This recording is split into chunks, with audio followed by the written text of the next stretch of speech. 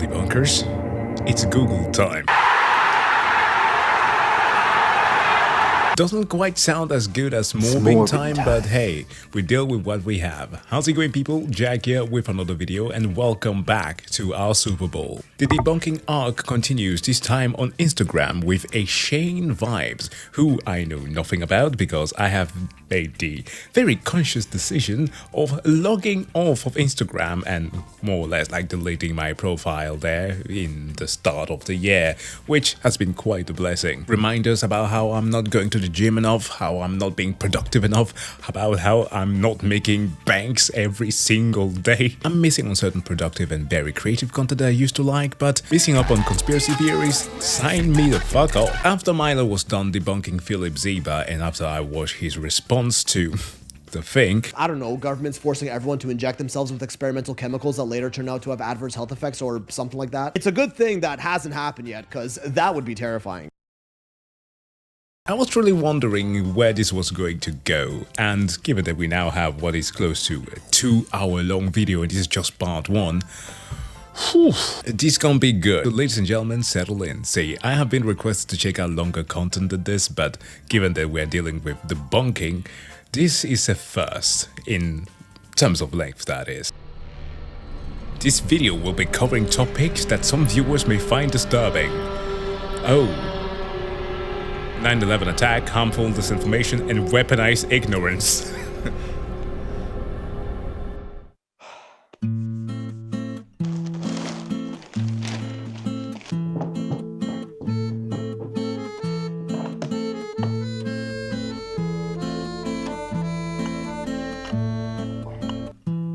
Bit. Why? Welcome to another YouTube video. I gotta say, this was a good idea in my head, and it is even better in practice. I just gotta put my hammer back so I know where to find it, you know? Shibari hammer. Can I make that joke? I feel like that'll get me demonetized.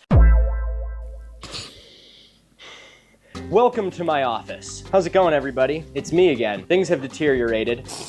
This is gonna be one of those videos, guys. I'm saying it right now. I don't do this lightly. You guys know that there is nothing on earth that I love more than half-baked conspiracy theories. Has his office been infested with termites or something? Or is he in like the process of painting it? Merde d'écureuil. I don't dare imagine the former, so I'm going with the latter.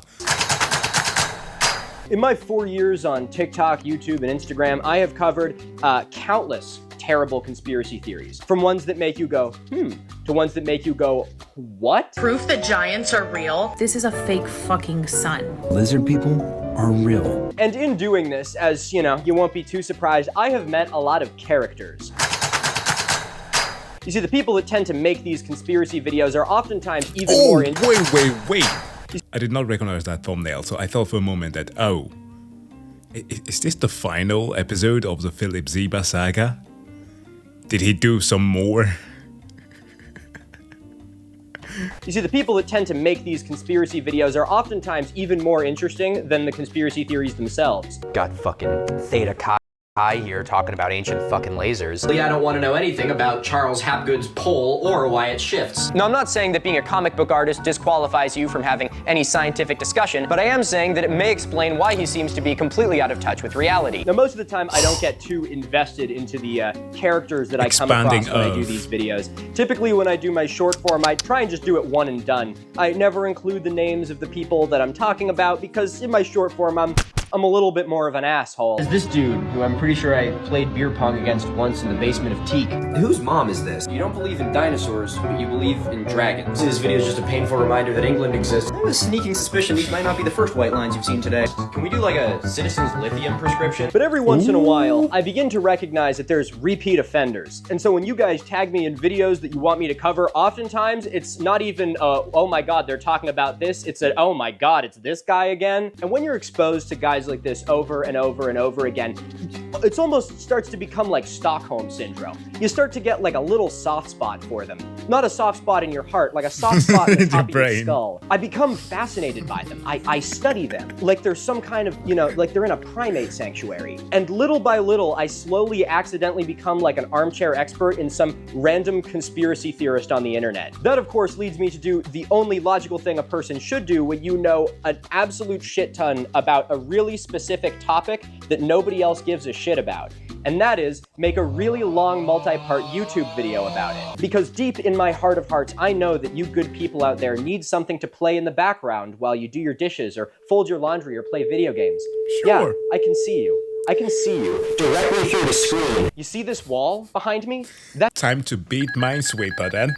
That's your wall. That's the other side of your wall. I am on the other side of your wall right now. Now, it's been a little while since I've done one of these case studies. Last year, as many of you will remember, I discussed Philip Zeba. He's a TikTok personality that talks about a lot of pseudo-archaeology and pseudoscience alongside some actual scientific videos. Most of you have probably already seen that series. It did pretty well. So needless to say, people seem to really enjoy them.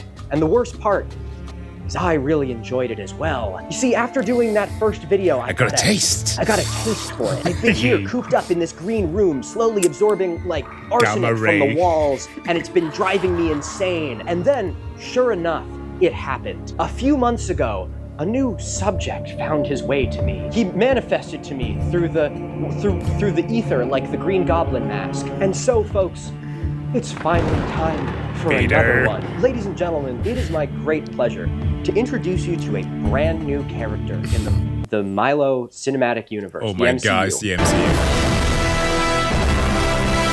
We're totally gonna get sued for that. Oh boy.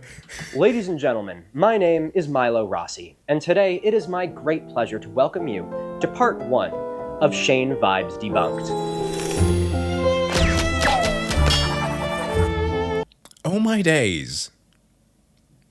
I did not want to assume that Milo went to the extent of actually putting a, you know, tinfoil hat on the man, but it seems that he does it himself. I guess the gentleman is really special. Back in March, this video came up on my Instagram Reels.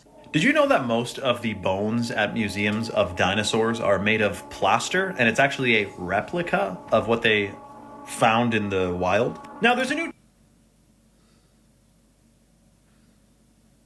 Shows the footage of a 90% complete specimen. Sioux, Chicago, off to a good start. term called dinosaur deniers. Apparently a lot of people are denying their very existence, but how could you when you can see it so clearly right there? Of course they existed, right? Well, it's true that before the 1800s, no one called them dinosaurs. They were considered to be dragons, and they were also considered to be much, much more recent in history, alive, walking around. Keep in mind, China's calendar, they have 11 common living animals: ox, goat, chicken, fish, snake, and then there's a dragon on there. So all these bones were considered to be dragon bones until this guy came up with the term dinosaur, and now they tell us that they're hundreds of millions of years old. But how do they tell you, like, how do they know they're hundreds of millions of years old? Well, this is where the science gets a little bit shaky. One way is they use absolute dating. They use radioactive decay of elements, and then they tell you how old it is based on that. They did radiometric reads on the lava that came out of Mount St. Helens in 1980s. It came back between 350,000 to 2.8 million years old, which called into question the reliability about this method. The other method is to use index fossils, fossils that occur at certain depths, which indicate a certain amount of years ago. So they're using the rocks to tell you how old the fossils are, and they're using the fossils to tell you how old the rocks are. It's called circular reasoning. There's a lot to be asked. Whew. Let's have a positive outlook here, okay? We might have some fun with this. We're gonna let Milo expand here because I actually got some primers on archaeology for a little bit because this has become very interesting to me. And yeah. Now, as you can imagine, due to the soft spot in the top of my skull that I developed from watching too many conspiracy videos, I was immediately intrigued by this. And so, of course, I had to go check out his account. The account that had posted this was called Shayne Vibes _truth, and the little Instagram name title of Connecting Consciousness. We were off to a strong start here. What if, instead of fixing that side, we mess up this side? There we go. I don't know why I'm trying to make this look symmetrical. It's a plastic tarp hanging from the ceiling. It can only look so good. Now, the name Shayne Vibes Truth immediately struck me because I think it's actually the perfect name for an account that does this. Because it's not truth, it's like the vibes of truth. It's like truth in the sense that it's like a personal truth. Like you just pick a thing. My truth. Like, yeah, I'm gonna believe that. And then, you know, you just filter out all the information that tries to prove you wrong. Now, the other thing I picked up from the name of this account was that his name is Shayne, presumably. I don't know why you would name an account Shayne anything if your name isn't Shayne. I don't know why anyone would voluntarily want to be named Shayne. Sorry about that, Shayne. I don't mean to, I'm not talking about this Shayne. Any other Shaynes watching? Shayne, you not only chose to be named, well, I don't know if you chose to be named Shayne. What's happening? Where am I? No, Shayne is a versatile conspiracy theorist. By versatile, I mean that Shayne will cover pretty much anything. Like to an astonishing degree. His favorite category seems to be in the health side of things. Oh, what do you mean by health, Milo? Do you mean like, you know, encouraging people to like get a, you know, a healthier diet and to, you know, work out more and exercise? Oh no, we have found them. The ones who picked up the torch for Andrew Wakefield. The purveyors, the acolytes of Mahat. God, that's the dumbest abbreviation ever. But yeah, okay. Yeah, I see what we're homing in on. Exercise and, you know, like take care of themselves. No. I mean like chemtrails and fluoride and, you know, like, you know, they put aborted baby fetuses in the COVID vaccine. Along with this, Shayne is also very into the Hollywood dark elite side of things, which, as I'm sure many of you can already predict, carries with it some baggage that we will unfortunately be talking about in this video. And then of course there's my favorite, pseudoarchaeology and young earth creationism. In short, Shayne perfectly exemplifies how if somebody believes in one conspiracy theory, chances are they believe in a lot of conspiracy theories. Along with being versatile, Shayne is also prolific. Prolific might be a little bit too much of have a positive connotation to it. Another appropriate term that may apply more here could be like, you know, throw shit at the wall and see what sticks kind of thing. Shayne posts every single day, multiple times a day. I think I found one day where he posted 5 times in a single day. At the time— What the fuck? 682k followers. Wow. When did he start doing this? And plus, Cole texts me about health. Oh no, don't tell me that he sells his product. Okay. One thing is to spread misinformation. Another thing is to kickstart basically like an MLM out of doing that for extra financial gain. Like I'm not condoning the misinformation, but the thing is that they can be debunked rather easily. But then fueling people and having them consume something that might harm them, that's not easily dealt with.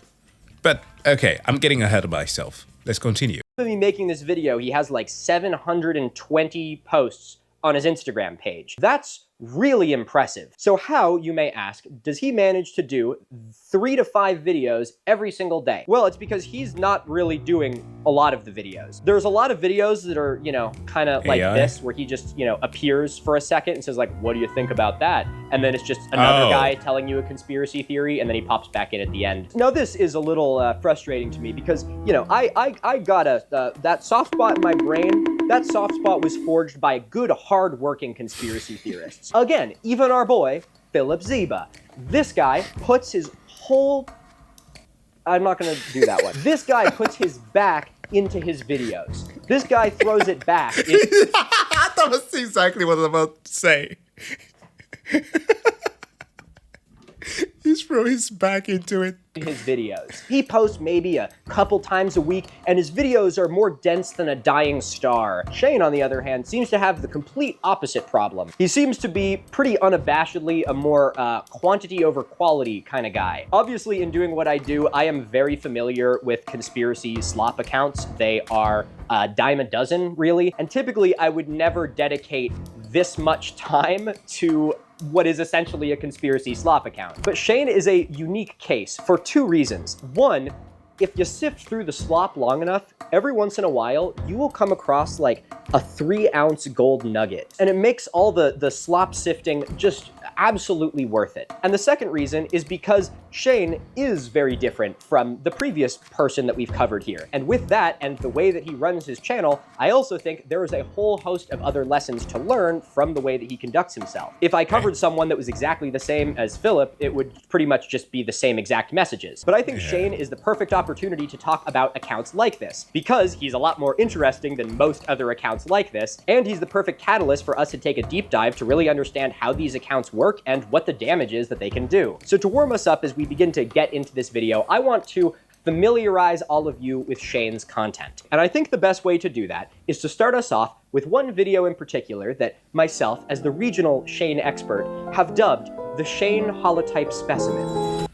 Before we get into it, I can't believe that I'm saying this, but Philip, if you're watching this, I have got newfound respect in you. That's it, okay? That's all I had to say, Philip Zeba. Let's keep going.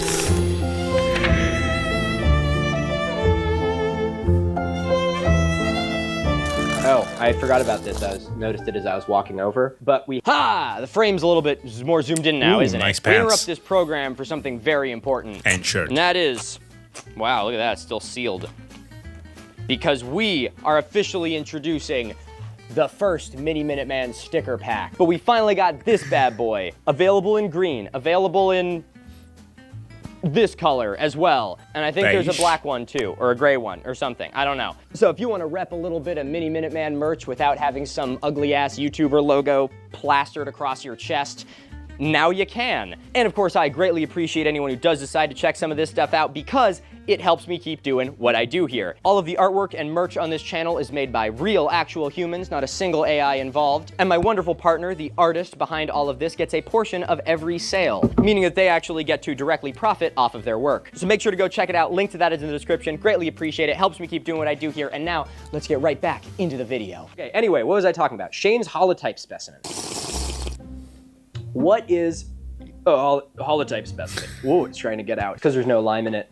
I haven't activated it. It's not safe to drink unless you put lime in it. Right. A holotype is the word given to like the perfect example of a species. It's frequently used for extinct species, you know, the holotype specimen of a T-Rex or the holotype specimen of like a fucking starfish or something like that. Sorry, a sea star.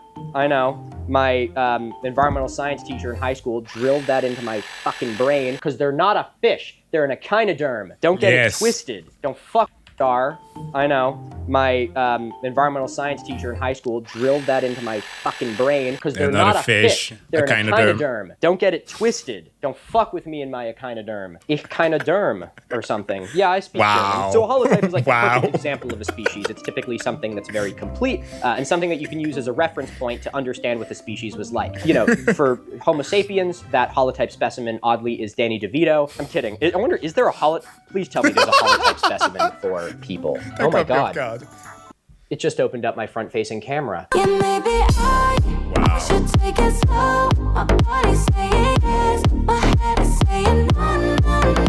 Okay, there seems to not be a Homo sapien holotype specimen. So, man, you put that in your Hinge bio? Holy shit. Hey, ladies. Holotype range for male specimen. It goes Danny DeVito, Henry Cavill, Idris Elba, Serge fucking Tankian. Just thinking about the people that I appreciate a lot. Ladies, not only am I a guy, I am the guy. I am the guy after which all other guys are modeled. Okay, oh god, Jesus Christ. Back to it. So real quick, before we get into Shayne's holotype video, I gotta start with an obligatory PSA. Funny Milo off for a quick second. This video is not an invitation to harass Shayne or his viewers. I am not asking that of you. I am telling that to you. You are not my attack dogs, and I am not sending you on a fucking crusade. In fact...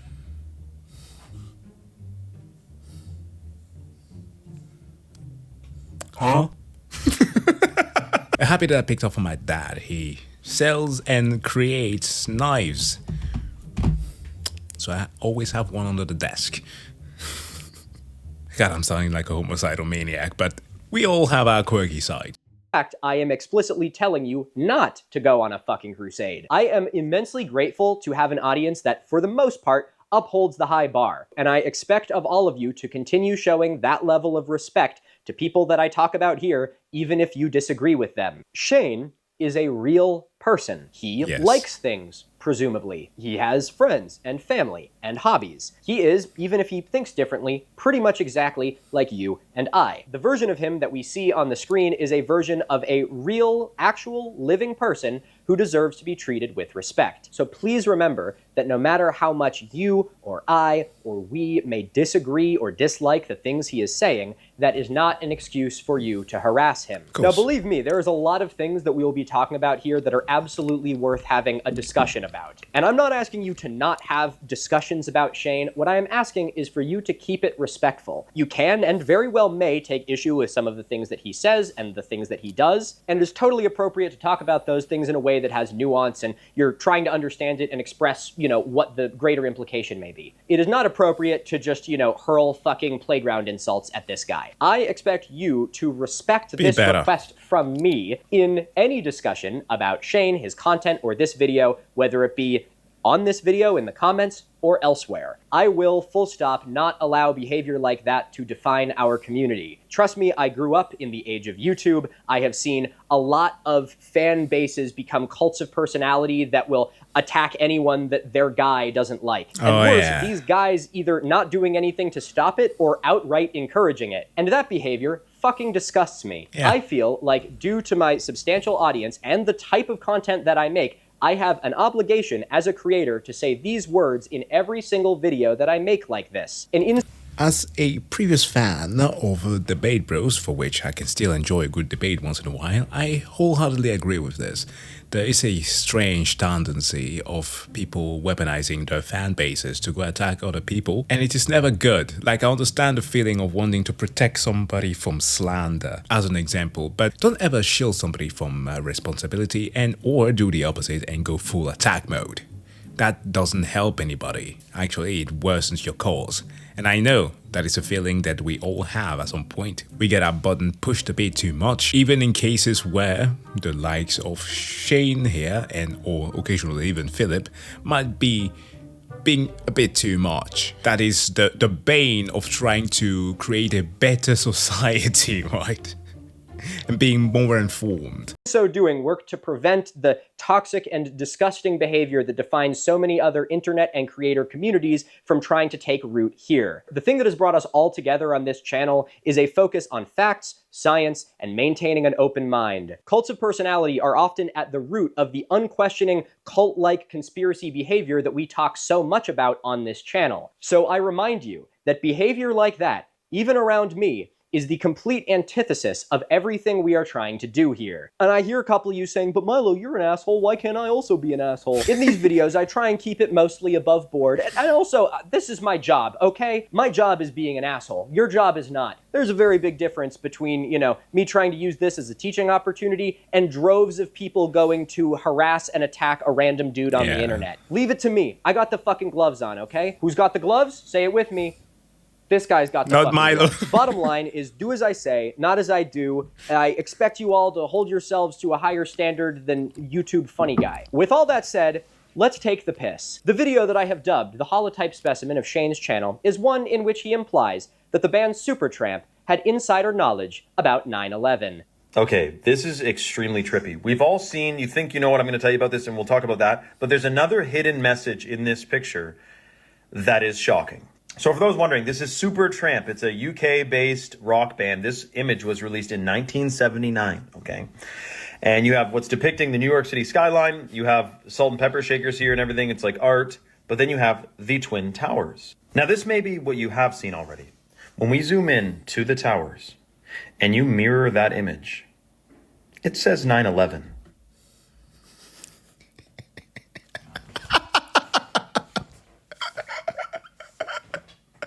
Take a look at my girlfriend. She says 9/11 was an inside job. I told you guys, this video is going to be fucking great. Okay, so reminder, what we're looking at is the holotype specimen here. So because of that, I think it's very important that we learn from this. So I want you all to take out your notebooks that you brought for this, obviously, and a pencil, because we're going to take our first note now. The first thing that Hold on. I always forget that there's something in the way there. It's funny that being on YouTube, I have helped certain people learn some things, and finally being put in a place where I now have to take notes is delightful. I know it's a joke, but I'm still gonna do it. Would like you to note about Shayne's holotype specimen is that his content frequently has a flagrant disregard for any sort of logic. Why Disregard for logic? would the band Supertramp have insider knowledge about the 9/11 terror attacks on the World Trade Center? And in 1979, no less. And then, with all of that, think to themselves, wow, guys, there's gonna be a terrorist attack in like 20-something years. Wait, 8? Okay. 20-something years. You know what we should totally do? We should leave a cryptic message in an album cover. What? That is just, as a, concept, so fucking ridiculous. I don't even... This man could have chosen anything else to make a theory on 9/11. He could have gone with, I don't know, Warren Spector's Deus Ex. It's a classic one. Why on the Twin Tower present? In-game dialogue says that it was destroyed because of terroristic attack. There's thoughts about the mentality of the war on terror going on after the destruction of the towers, which is eerily similar to what happened in real life. Even dive into, as I guess Mr. Shayne is going to do here, pandemic theories, which is easily explained due to magnificent pre-science here because they are doing speculative fiction based on events that happened before. 1993 saw an attack on the Twin Tower before, which was a terroristic attack that fortunately did not result in the destruction of the Twin Tower at that time. But it is of course a funny coincidence that the game would release a year before the 9/11 attack happened. But weird thing happened. Intentionalism isn't necessarily to blame. Not begin anymore. Let's just keep going. I think the best thing you can do is just hunker down, guys. It's gonna be a bumpy fucking road. In front of the Twin Towers. But that's not all. So this is the image mirrored. But look at what we're looking through. This looks like an airplane window. Completely looked like an airplane window. So we're looking through an airplane window at the Twin Towers. It says 9/11 behind them. This was made in 1979. And that's an awful lot of strange coincidences. Shayne, those are not coincidences. All of that is very intentional. And I don't mean intentional of they intentionally hid subliminal messages. The Lady of I mean intentional in the sense that the Diner album is called Breakfast in America. Not unlike that. The World Trade Center was a symbol of America long before the attacks on 9/11. So they're flying in over the New York City skyline. So you can see the World Trade Center because they were there in 1979 or 8 or whatever it was. The city is made out of diner things because it's called Breakfast in America. And the waitress is serving orange juice in a diner waitress outfit in front of New York City because the album is called Breakfast in America. This is like all the conspiracies I was seeing after fucking Kendrick Lamar's halftime show Super Bowl performance, where it was like people talking about Freemasonry and satanic rituals, which to be fair, they do it literally every Super Bowl ever. But then they talk about all this hidden symbolism and shit. And I'm like, y'all, Kendrick Lamar's Super Bowl halftime show was so full of the most on-the-nose symbolism I've ever seen in my life. A fucking 4th grader could probably have picked up on it, and it was fucking great. Showed the hailing of the Freemason to symbolize how America is in trouble and needs to prepare for the worst. But you're not picking up on the symbolism. You are digging so deep that you're making up entirely new symbolism that doesn't even fucking exist. But honestly, this is even worse, because this album art isn't even symbolism. It's just fucking art. It says the thing that it is, and then it is that thing. It's not that fucking deep, which is now where I want you to pick up your pencils, because it's time to note the second thing. The theories that he promotes are often so detached from reality that they are almost hard to debunk. Never. As a term that I heard recently, he goes so far that he goes into outer Epstein. Yeah. In my life, did I ever expect that I would have to do research to prove that the band Supertramp did not have advanced knowledge of the 9/11 terrorist attacks on the World Trade Center. See, at least with Philip Zeba, he gave, stories that I could trace back. He would make a point and I could make a counterpoint. So research actually worked in that video. But Shayne has a little bit more of a vibe of a guy kind of just rambling on a subway. You know what, dude? There very well may be fucking elves living in my walls. I don't know. Actually, no, that one you could check that. You could rip your wall down to see if there's elves in it. And then your family members could come into your house and be like, why are you ripping your walls down? You could say, well, a guy on the subway told me that there was elves in my wall, and then they institutionalize you. That was all off the cuff. That was pretty fucking good. I gotta say, wow. I told you guys, I write half the jokes, Beer writes the other half. Okay, I get one ad hominem attack. Ad hominem. One ad hominem attack. I'm allowing myself a single one. The only difference between Shayne and the guy on the subway is that Shayne looks like a guy that you would meet at a craft brewery in Golden, Colorado, and bond over your shared love of freestyle bouldering. See, you could do ad hominem and have it not be really offensive and insulting. You can have a little fun with it. You can get jiggy with it or something. I don't fucking know. So that was something kind of unique that I ran into in this video. And that is the fact that debunking this is almost hard, just like me.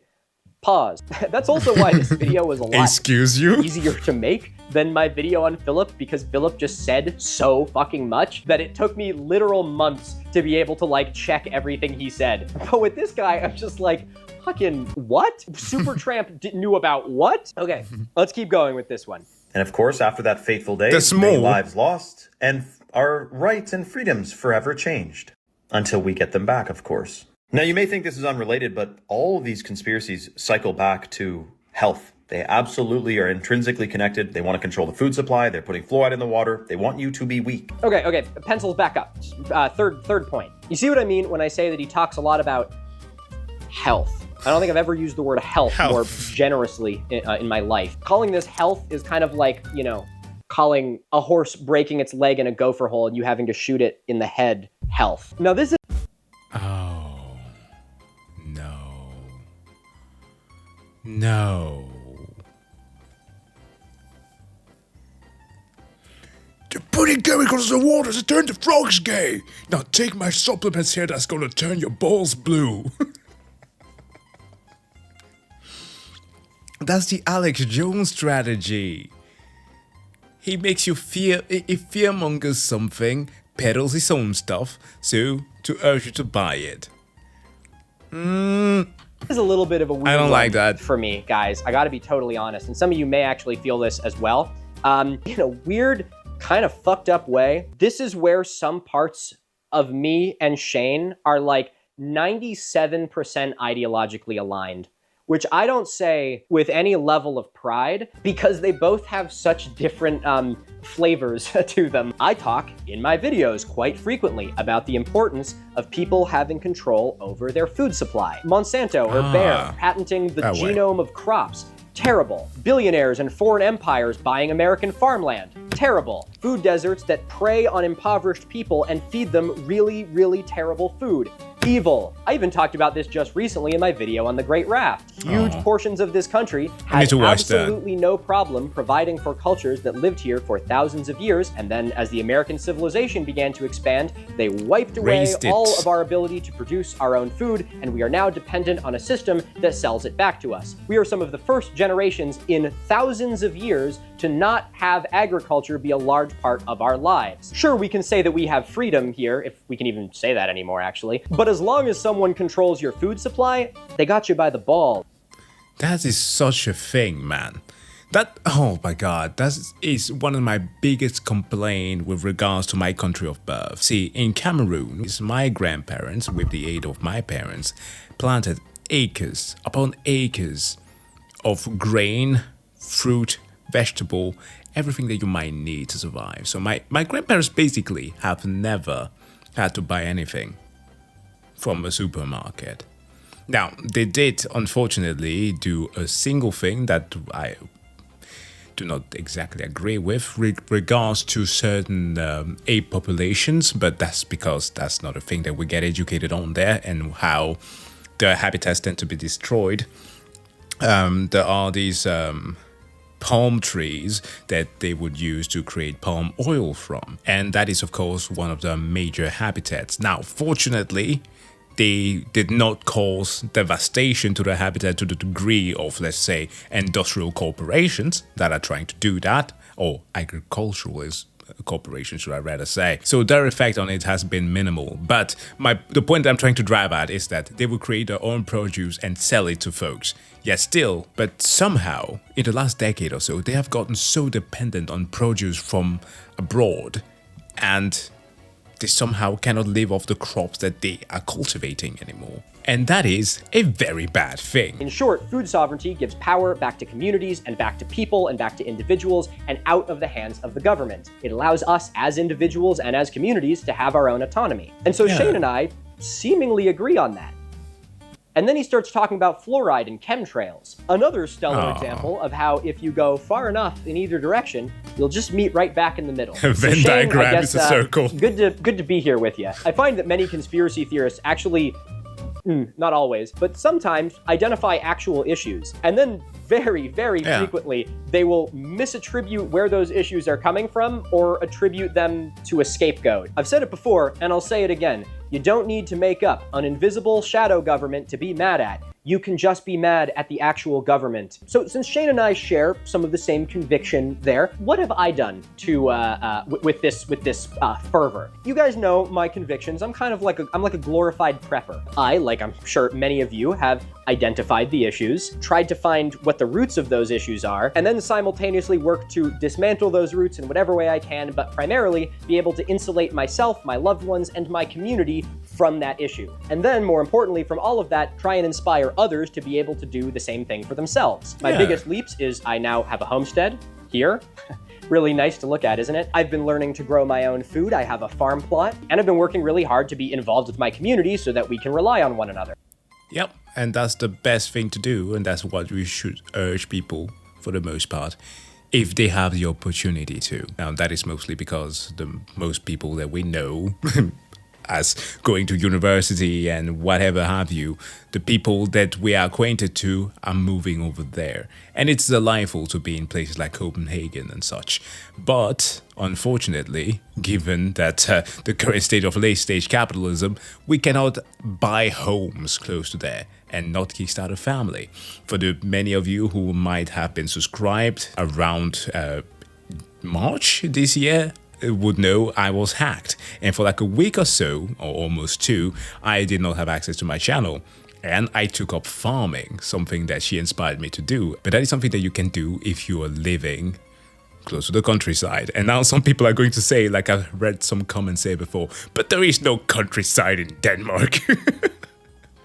The place is flat as fuck. One of those statements is true, but we're doing that and sharing that with our neighbors, and that is a wonderful thing.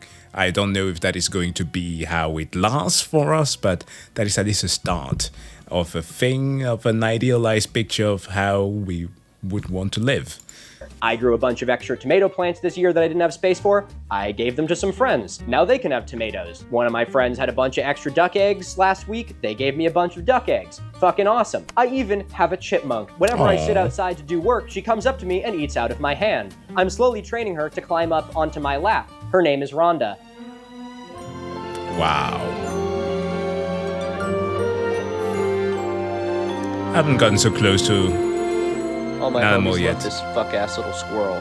Rhonda and I are buddies. She is a soft, tiny babiness. So all in all, while me trying to do something about these convictions has been a lot of hard work and a lot of hard work ahead, it has been immensely gratifying, empowering, and rewarding. Now, let's have a little look at Shayne. Granted, I don't know the full scope of what Shayne has done about these issues. I only see what he has put online. So he very well may be doing literally everything that I am doing here. So we don't know that, but we know what he's putting online. And this is what he's putting online. Shayne has identified some issues in the state of the world. Some of them legitimate, many of them not. He has made people aware of them. Good for him. And the last thing left to do is to give those people that you have made concerned about these issues a call to action. So let's see what Shayne's call to action is.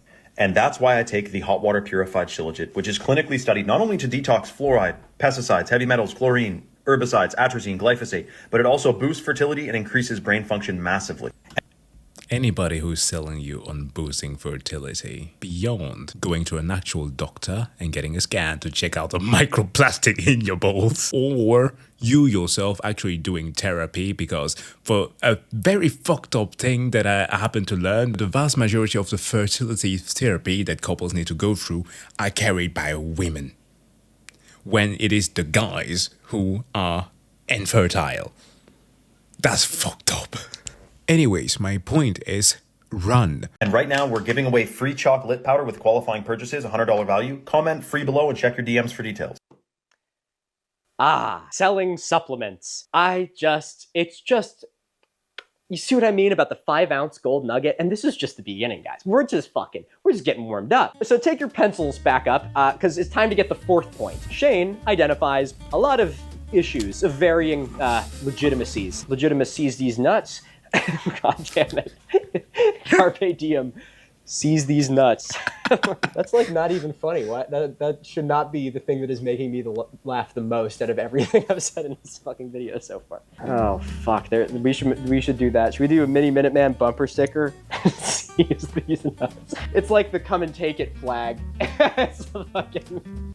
Okay, we gotta stop. So anyway, he identifies a lot of issues. Some legitimate, some legitimately, but the solution to these problems is almost always, without fail, buy supplements from Shayne. Old colorized footage of London. Supplements. Mark Wahlberg saying something about P. Diddy. Supplements. A video of the South Tower collapsing. No. Fucking Hormone optimizer and a boost fertility. And right now, Chalk's giving away free $100 bags of the chocolate powder with qualifying purchases. This is organic cacao, super high in antioxidants, boosts. That's very gross. At least have an ounce of respect. Golly. Stem cell production, extremely potent. Comment free below and check your DMs for details. I am actually impressed. It genuinely takes a brilliant mind to take a video of the South Tower collapsing and use it as an opportunity to tell me that I need to increase my sperm count. This fucking supplement company made the best marketing decision of their entire life. I'm not even saying that like as a joke. I am 100% serious, because Shayne is, I will say this fucking full-throated, a brilliant marketing strategist. Now, granted, I think that what he is doing and the way he is marketing is highly immoral, but it's marketing. It doesn't have to be moral. You must be doing pretty damn good. Because entered good.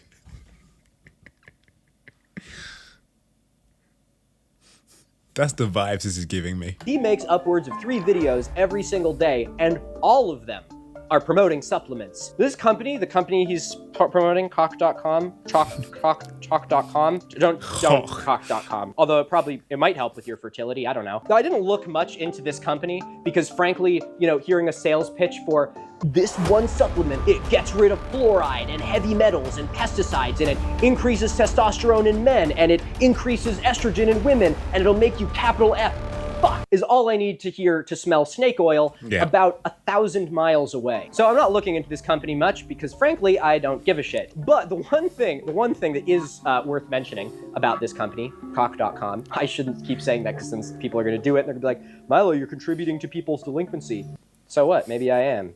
Okay, wait, stop. But the one thing that is worth mentioning about this company, chalk.com, is that on the front page of their website is a pre-workout called Chad Mode. It costs, I wish I was kidding, $69, and it has the tagline, Bring the Thunder. Now, fellas, I gotta let you in on a little secret. I can tell you with confidence that just simply by looking at this image, I could feel my testosterone bubbling. You'll be oozing with testosterone. While I had my laptop open to this page, my cat looked at it and her balls turned into a child. And she didn't even have balls in the first place. In fact, I even grew a third testicle. I even grew a second testicle. Okay, now, wow, we are really fucking off script here. Now, I will get back to the whole supplement thing in a little bit. Believe me, there's a lot to be said on it. But the last thing that I want us to look at is the comments for this holotype video. So, reminder, just bringing it back to center. These are comments on the video about Supertramp doing 9/11. All right, take out your pencils again, because I want you to note down the 3 types of comments that we can expect to see on these videos. The first one comes from this guy, which is a hilarious comment telling Shayne to listen to the Logical song from this album. I guarantee you, if you know any song from this album, it is that one. This is a hilarious dig at Shayne saying something that is completely just crazy. And this guy saying, you should listen to this because what are you saying?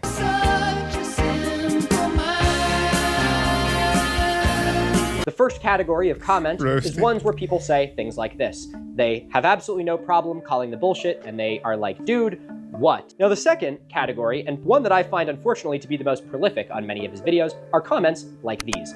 These are the category of people that just fully believe in what it is that he's saying. And these kind of fall into 2 categories. They're the ones that are really pissed off, like productive programming at its finest. Guys, you know, it really hurts to be just another woke sheep that has been, you know, ingrained with the productive programming to think that Supertramp didn't do 9/11. And the second category of believer is sort of like the thing that is so esoteric, I almost don't even really know what it means. We live... Okay, now he's going to read it. We live in a holographic fractal universe. Within it is a timeline that is also fractal. Every event and experience in our history shapes and pieces together our future. Being real, guys, that's actually quite beautiful. And I feel like reading it out loud slowly now, I actually understand it for the first time. However, I have no idea what it has to do with Supertramp doing 9/11. Again, the final one that we need to talk about is one that has a little bit more gravity, and that is this comment. So, this comment is referring to the waitress holding the glass of orange juice on the album art.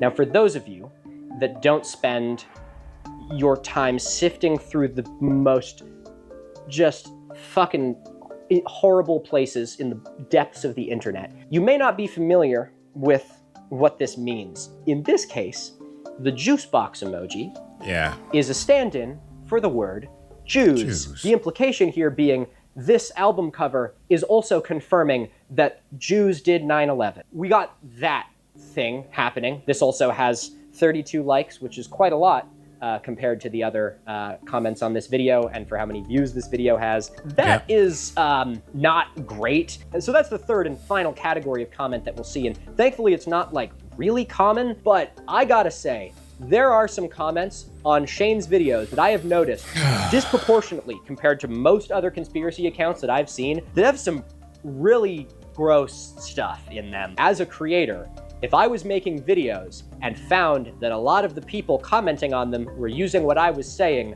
to support not just dog pre-existing weasels, anti-Semitic beliefs and stereotypes, that would be my cue as a creator to be like, whoa, let's take a big fucking step back here and figure out what I'm saying that could be interpreted like that. We're gonna get into this one more, because unfortunately there's more comments like this as we get into it, but I wanna just kind of prepare you for that one, because it's there, and it was in the Holotype Specimen, so, and you might learn a new dog whistle, so keep an eye out for that one, it's a fun one. So that gives us a pretty good vibe on what Shayne's videos are like, the typical story beats. They'll vary a little bit, plus minus on either side from here, but this is the general gist of it. So with all that rambling out of the way, let's start to get into this and talk about how we're gonna handle Shayne.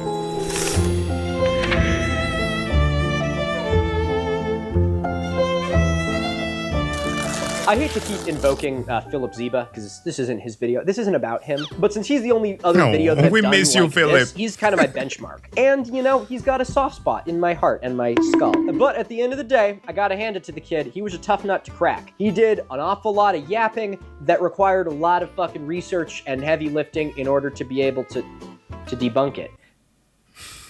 Slowly fading away. There we go. That is not the case with Shayne. Philip put a lot of work into his videos. Even if the quality of the information was pretty terrible, the quality of the videos was pretty good. This is not the case with Shayne. And lastly, Philip, in his response video to me, mentioned the fact that he's not making any money off this, which is something I'm now more inclined to believe. Shayne is. Here comes the money. Here we go. Money talk.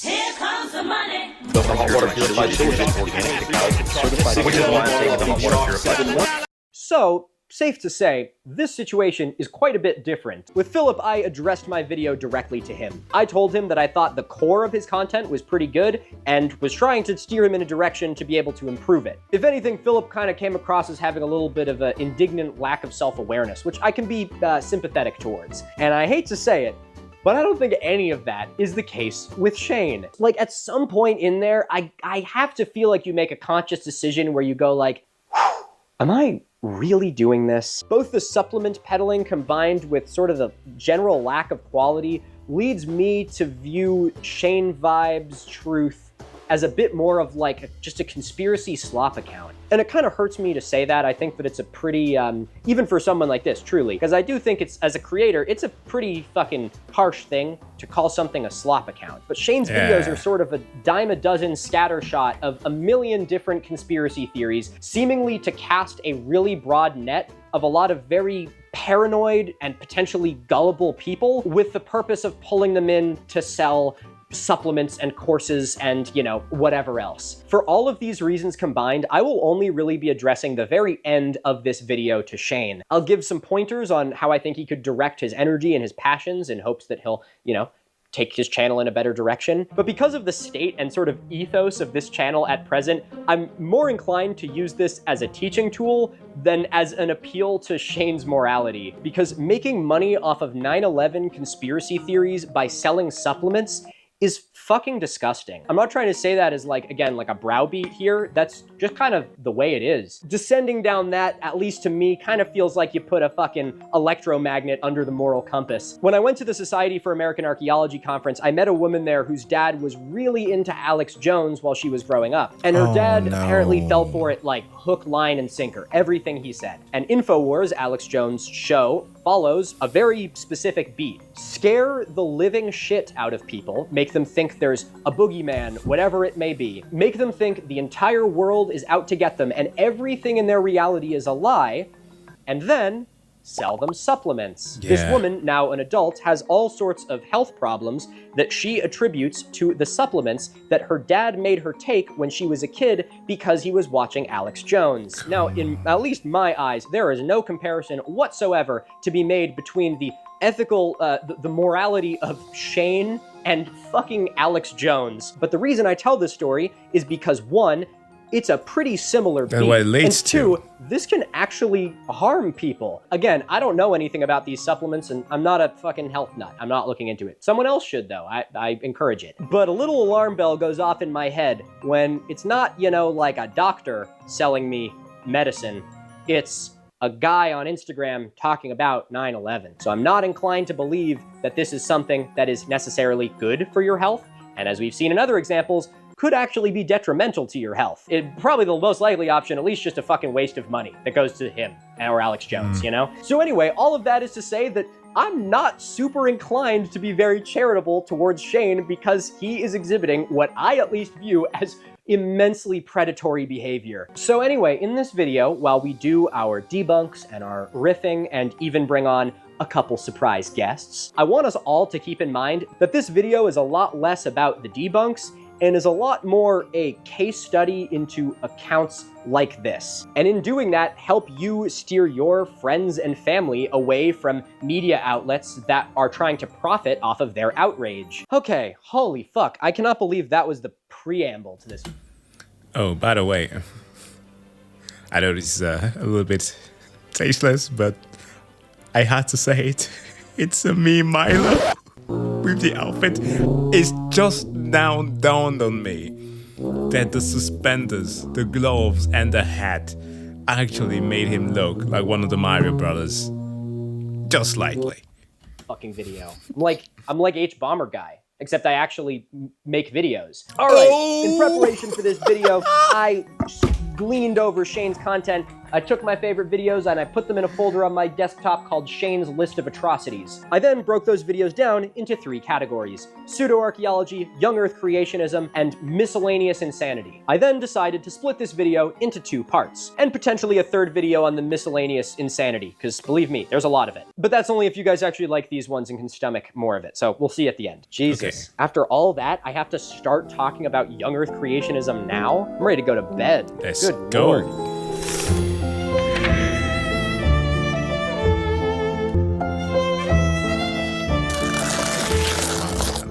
Costume change, boo. Scene change, boo. How the fuck am I gonna set this up? What am I doing here? Does this work as a table?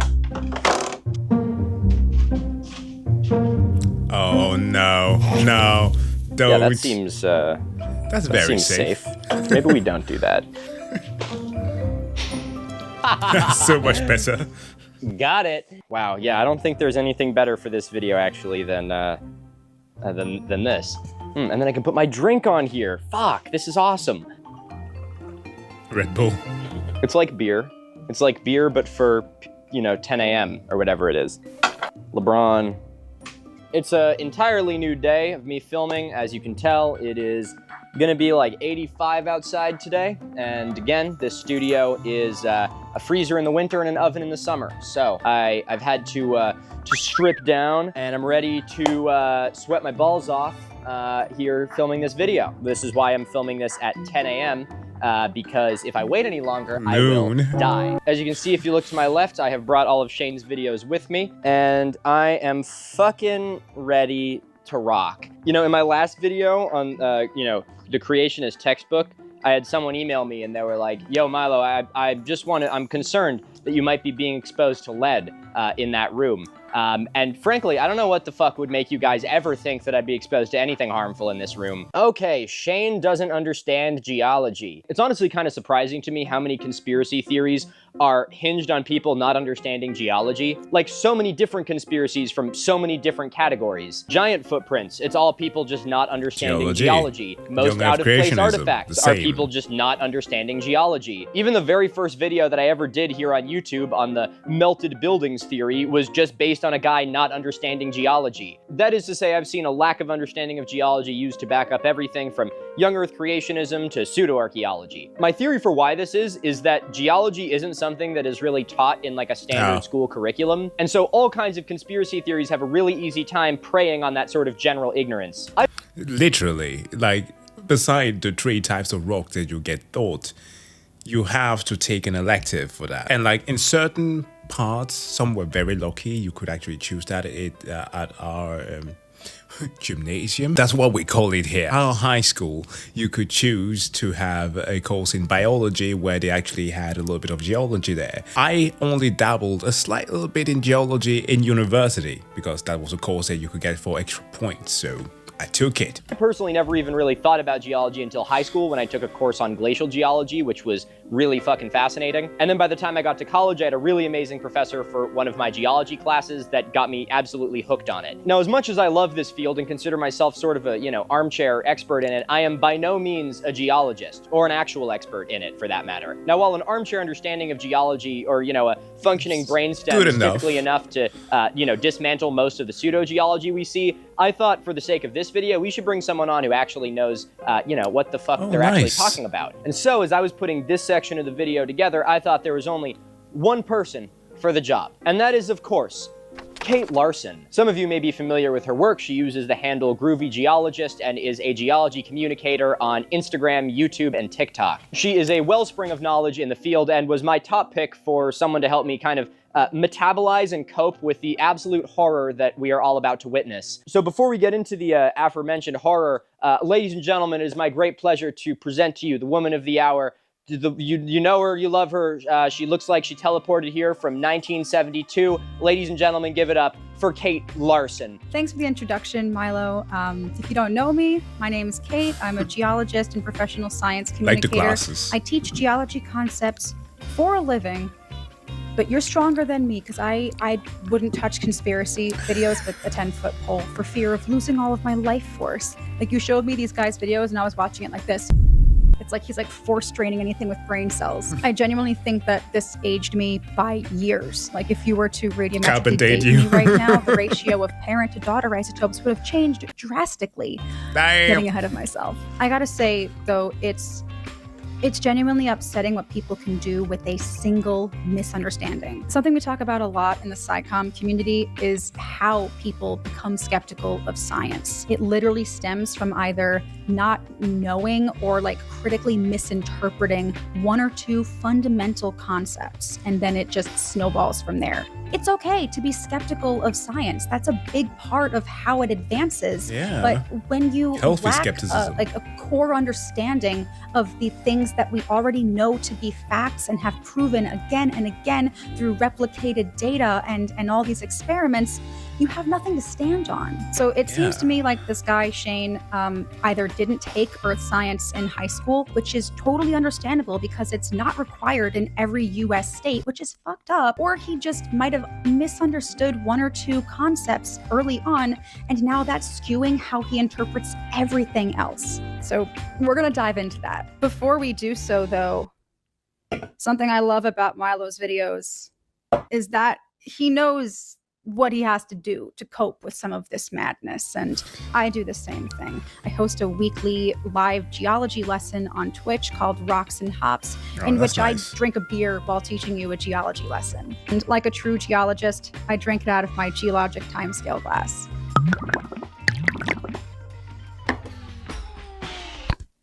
We're gonna edit this out, right? Thanks, Kate. Good to have you here. I'm sorry to do this to you. You know, Kate, I already came prepared with a drink, for this. It's energy drink hours, but I feel like I kind of have to have a beer now. It is 10:50 a.m., but, wow. They say 11 a.m. is 5 o'clock in Vermont, so I'm only 10 minutes early. Don't give in to peer pressure, kids. Again, do as I say, not as I do. I don't drink beer. Stick with lemonade. You know, Kate, you came prepared for the Milo Rossi video by having a beer, but the next step in the process is how you open it, you know? I mean, my prime recommendation would be using the rings, but then you can scratch them. But it's the way easier way. Or you can do like a lot of my friends would do, just a mouse. Brothers are going to be having dentures by the age of 40. Ooh, that was good. Now, I may have had a slightly interesting opening instrument. What you did beat me on is your mug. Couldn't find anything that's quite as good as what you have, so I am going to be drinking this. It isn't even mine. One of my friends was drinking wine out of this the other night and left it here. So, thanks, Gabby. I'm going to be using your mug for this. Fucking 5-year-old core. Oh, Jesus. And, notes for both of us, we can both work on our pores. Oh, yeah, and ready for this shit? Check that out. Bottoms up. Kate is going to be popping in throughout the geology section to offer a little bit more informed geological information about why everything you're about to see is insane. And with that, let's actually get into this, 4 hours into this video. You guys have an immense amount of patience. Or you're also like me and you're like, wow, this video is 2 hours long? Perfect. I don't even care what it's about. I just don't have to change the video for 2 hours. I know you. I know who you are. This looks to be like it's throwing a wrench in the gears in the official story of how Earth came to be and what the timeline of events was. Wow. The official story. You don't need to do that. Yet. I always point out when there's language like this, the official story, the dominant paradigm, the mainstream narrative. Well, terms like mainstream archaeology or super cringe, it's important to look at them because I think they actually highlight part of the underlying mentality that victims of conspiracy theories have. And that is being a contrarian. A contrarian is exactly what it sounds like. It's somebody who takes something that is widely accepted and backed up and then just goes, nuh-uh. A contrarian doesn't have a reason to doubt widely accepted science other than the fact that it is widely accepted science. This creates a mentality that revolves around taking anything that we know and rejecting it purely on the basis of the fact that we know it. It's honestly really fucking embarrassing. I don't know why people think shit like this is cool. It kind of feels like the grown-up version of that kid in middle school that just needed to have a quip for everything and like an argument for everything. Yeah, I think I was that kid, actually. The only difference is I grew the fuck out of it. Actually, guess I didn't, because this is what I do for a living, isn't it? Shit. Anyway, contrarians are like these weird, gullible, tech bro, Joe Rogan fan pick-me girls. And probably the greatest crime against humanity that I see, conspiracy grifters doing to their victims is giving them this contrarian mentality. It's one thing to push a specific conspiracy theory that's dog shit and stupid. It's an entirely different layer of evil to then sow the seeds of making your victims doubt literal reality. Admittedly, it leads to some just delicious little sound bites, but at the end of the day, it's not only kind of pathetic, but it's also really sad. They say if the news is fake, imagine how bad history is. Well, these guys are finding seashells and all kinds of stuff, which people find seashells all the time that are old. Except they're at the top of a mountain. And that means this mountain was under an ocean at one point. But oh boy. Listen, we've talked about this before. In the Creationist video, we discussed shortly, granted, the laws of superposition, the laws of inclusion, what's up docs what, how it goes. The frightening thing about this is that this person likely has done like a search for this, and as you pointed out, in contrast to Philip Zeba, perhaps only saw like the AI overview of something and decided that diving further into this, hell no. I'm not even going to bother. The first thought that crosses my mind is going to be the conclusion that I make for myself. Yes, we find them. Do you know how old seashells are? But how long ago? According to official sources, about 3 billion years ago. Do these look like 3 billion year old shells? Let me know. I have a hunch that's a rhetorical question, but I'll let you know. No, Shayne, those do not look like 3 billion year old shells. Not only do those not look like 3 billion year old shells, but there are no 3 billion year old shells for those to even look like. Because, and I cannot even believe I have to point out an error that is this fucking obvious, there were no shells 3 billion years ago. Bro, we barely even had bacteria. Doesn't that like predate multicellular life? That's like really fucking old. Come on, Wi-Fi, work with me. I'm Google debunking here. Okay, yeah. The most complex life that we had about 3 billion years ago was the beginning of multicellular cyanobacteria. There were no fucking shells, Shayne, is what I'm trying to say here. I can't believe I even have to say this shit. Where are you getting this information from? He said this whole thing of, according to official sources, 3 billion years ago. Horse shit, Shayne. That is absolutely wrong. Okay, I need to take a fucking breather. Kate, I'm passing this one off to you. You're up to bat. Okay. Sorry for cutting Kate here, but is he imagining the age of the Earth? Is that it? Excuse me, but because that's an approximation that is a bit closer, like 4.5 billion years ago. Is that his shtick here? Which again, right? It rings perfectly to the thing that I said. But he did a Google search. At least he trusts Google. Perhaps saw like an overview that an AI gathered as information and gave him like an arbitrary number that is close to the age of the Earth.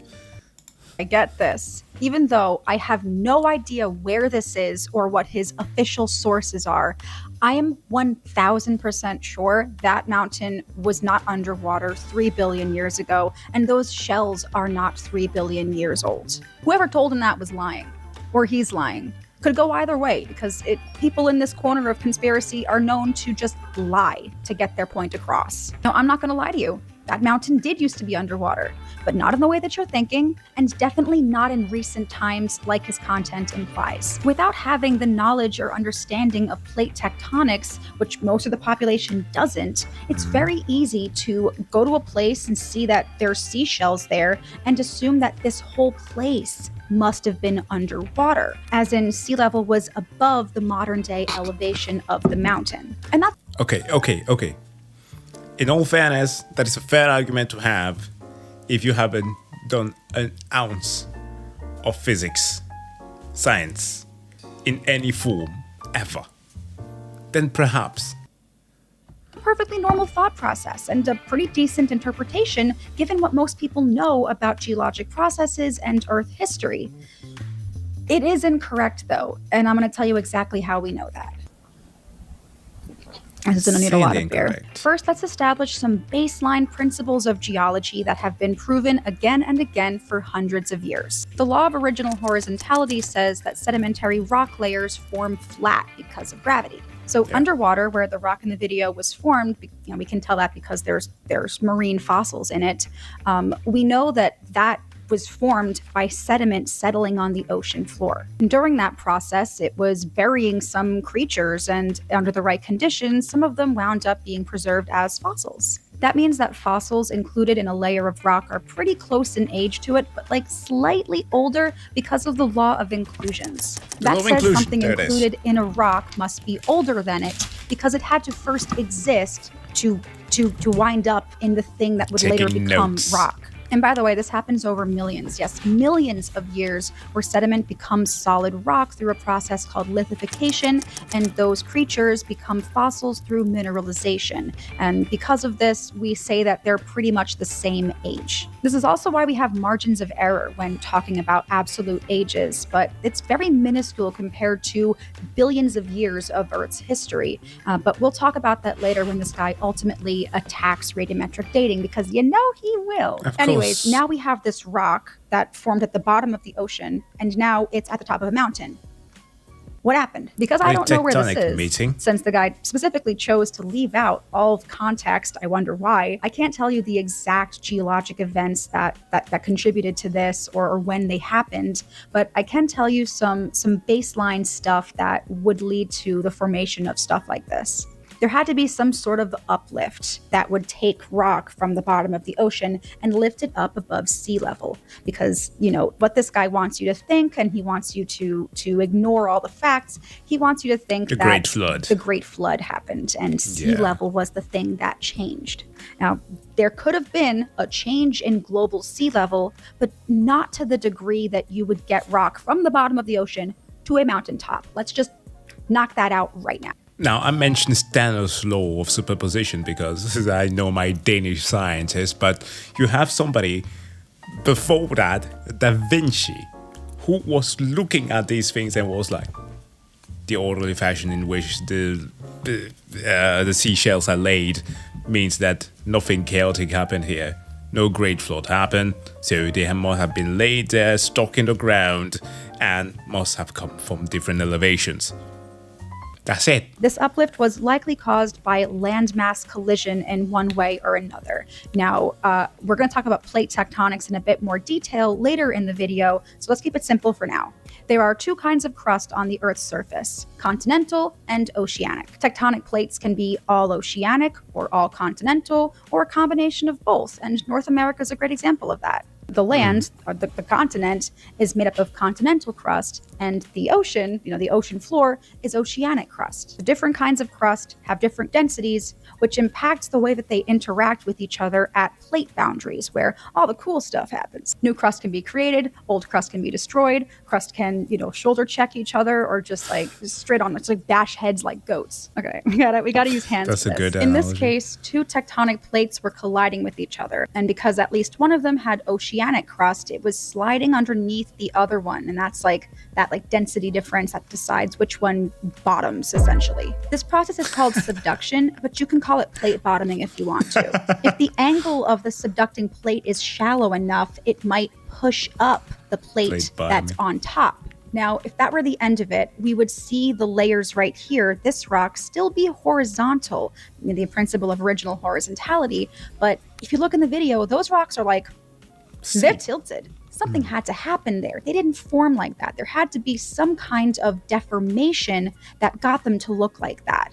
All right, so for this demo, we have to add rocks to the mix because my hands can't move in every kind of way, unfortunately. So we've got our two tectonic plates that both have continental crust, the rocks, and oceanic crust, fingers. So we've got one that's subducting under the other. Oh, wait. Continental crust cannot subduct underneath oceanic crust. It can't subduct at all. It just, what happens? Oh God. See, I knew that was going to happen. You got the idea though before that happened, right? You know, you got scrunkling. This is what we call an orogeny or mountain building event. And it's a very slow process that takes millions and millions of years. So we know that these rocks are not modern day rocks, which means those fossils, those shells are not modern day shells either. At least, though, not in the way that counts. Because if you look at them and they look like clams, that's because they are. Clams are bivalves, and they've been around for 500 million years. Weird thing about me, especially since I'm a geologist, is that I am thoroughly obsessed with marine invertebrates of the ancient world. So I did hours of research on this because I love a good fossil mystery. And I believe this one here is from the Cardidae family, which popped up around 200 million years ago. And many species are still around today. And you can find them at the beach and at restaurants because they're cockles. So yeah, it's honestly a good observation to say that these fossils look like modern day shells, but that doesn't mean that you should forego all the evidence that says this rock is millions and millions of years old and it was not at mountain height when it formed. Also, remember the law of inclusions? If like clams, bivalves didn't exist until 500 million years ago, there's no way that that rock can be older than that. My closing thoughts for the claims in that video, the ocean did not used to be as tall as mountains. Mountains used to be as short as oceans, and they only got that high over the course of hundreds of millions of years. Thanks, Kate. I literally could not have said it better myself, which is why I let you do it. Party time. Something I think is really funny about this video is how much of it is based not on just misunderstanding things, but just like straight up lying. His entire claim for this video was that the evidence he was going to present throws a wrench in the gears of the official story, and then he just straight up lies about how old the rocks are, which, like, to him may seem like, what's the matter if I lied about how old the rocks are? It absolutely fucking matters. It's the difference between what you're saying being plausible and just being completely incompatible with fucking reality. The dude said the rocks were 3 billion years old, which predates the oldest bivalve fossils by 2.5 billion years. Yeah, it makes me think of a movie that I recently watched, that is War of the Worlds 2025. In there are so many scenes that don't make any sense, where I think the director thought to himself, nobody's going to look that up. Nobody's going to try to find if any of this makes sense. Look at the time frames, look at the actual footage that we're putting on screen, where they're supposed to be like in an alien attack, but the roads just look super clean in a Tesla, when the aliens are literally attacking technology and sucking up data. Yeah, this is the thing. He doesn't care.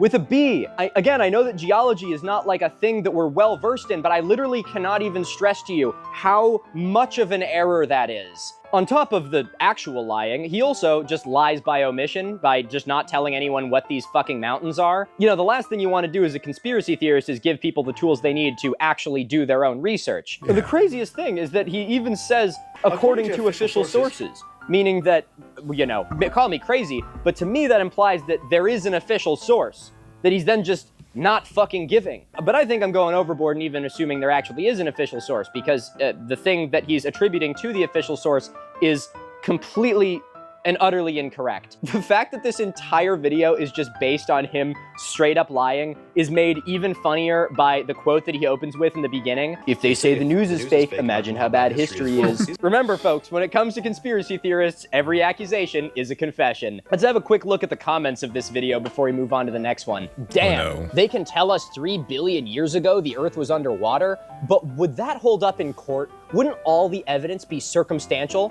Were there any witnesses? Oh my god, that's such a fucking...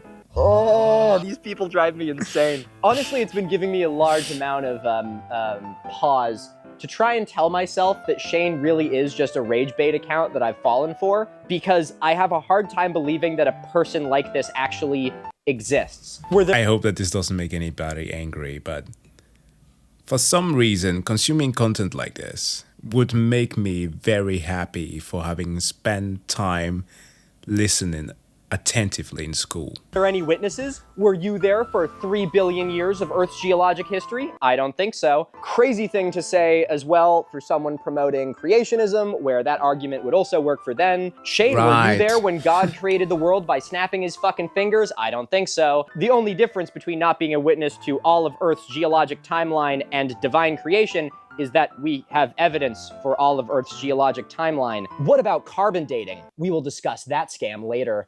Yeah, Shayne, I would love to hear the guy who thinks that clams existed 3 billion years ago try to understand fucking radiocarbon dating. Please, make my fucking day. And the best part, you ready for this shit? Disclaimer, this video is for entertainment purposes only and not to be taken— No.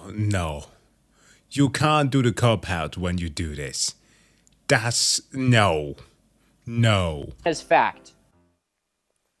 I'm trying to keep professional here.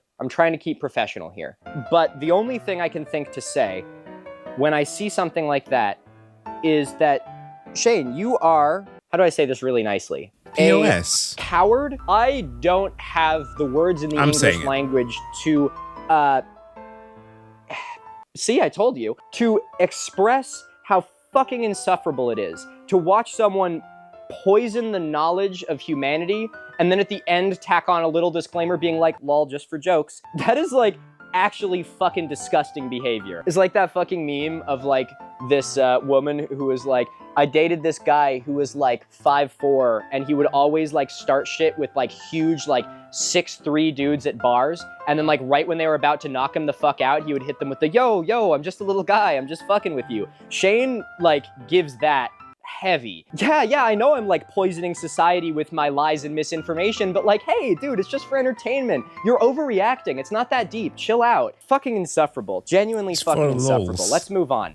Now, in this evolution theory, it's said that dinosaurs evolved and they were around 250 million years ago and they were running around evolving.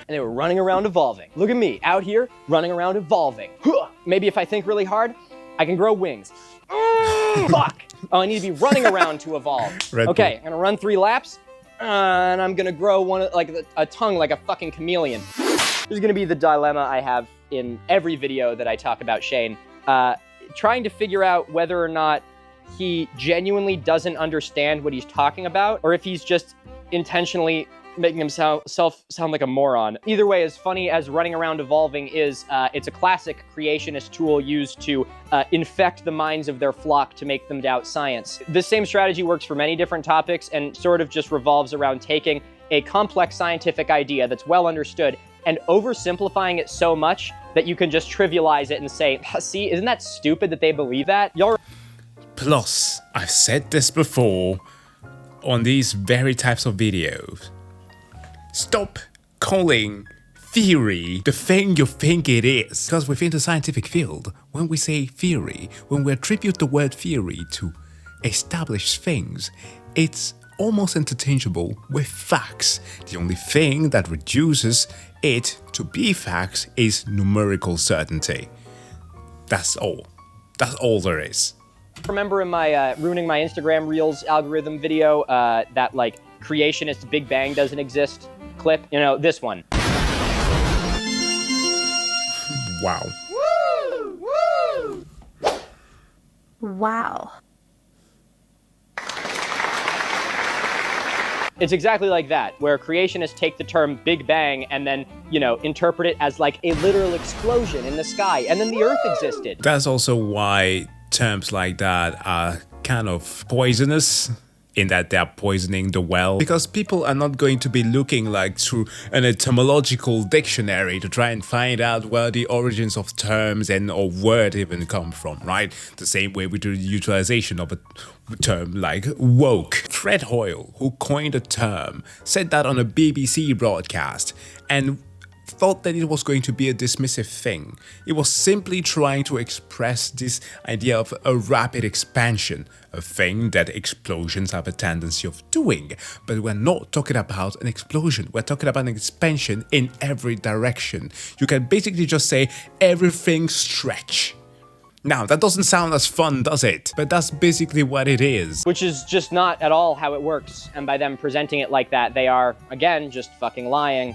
Good point, Shayne. I'm running around right now, and I'm not evolving. Those silly evolutionists have no idea what they're talking about. I know you don't need me to explain this to you, but this isn't how fucking evolution works. Evolution takes fucking countless generations to work. It works very slowly. If you don't understand this, just type evolution into fucking Google and read Wikipedia. I promise you, it's really fucking simple. Anyway, this is more of a biology thing than a geology thing, but I just had to chip in to say something here. So let's get back to geology. Now you can Google this next part for yourself, but it is laughable. To identify how old a layer of rock is, they use something known as index fossils, which is a species of animal that lived within an approximate time period, so they know that that rock layer is about that old. But how do they know that that fossil lived around that approximate time period?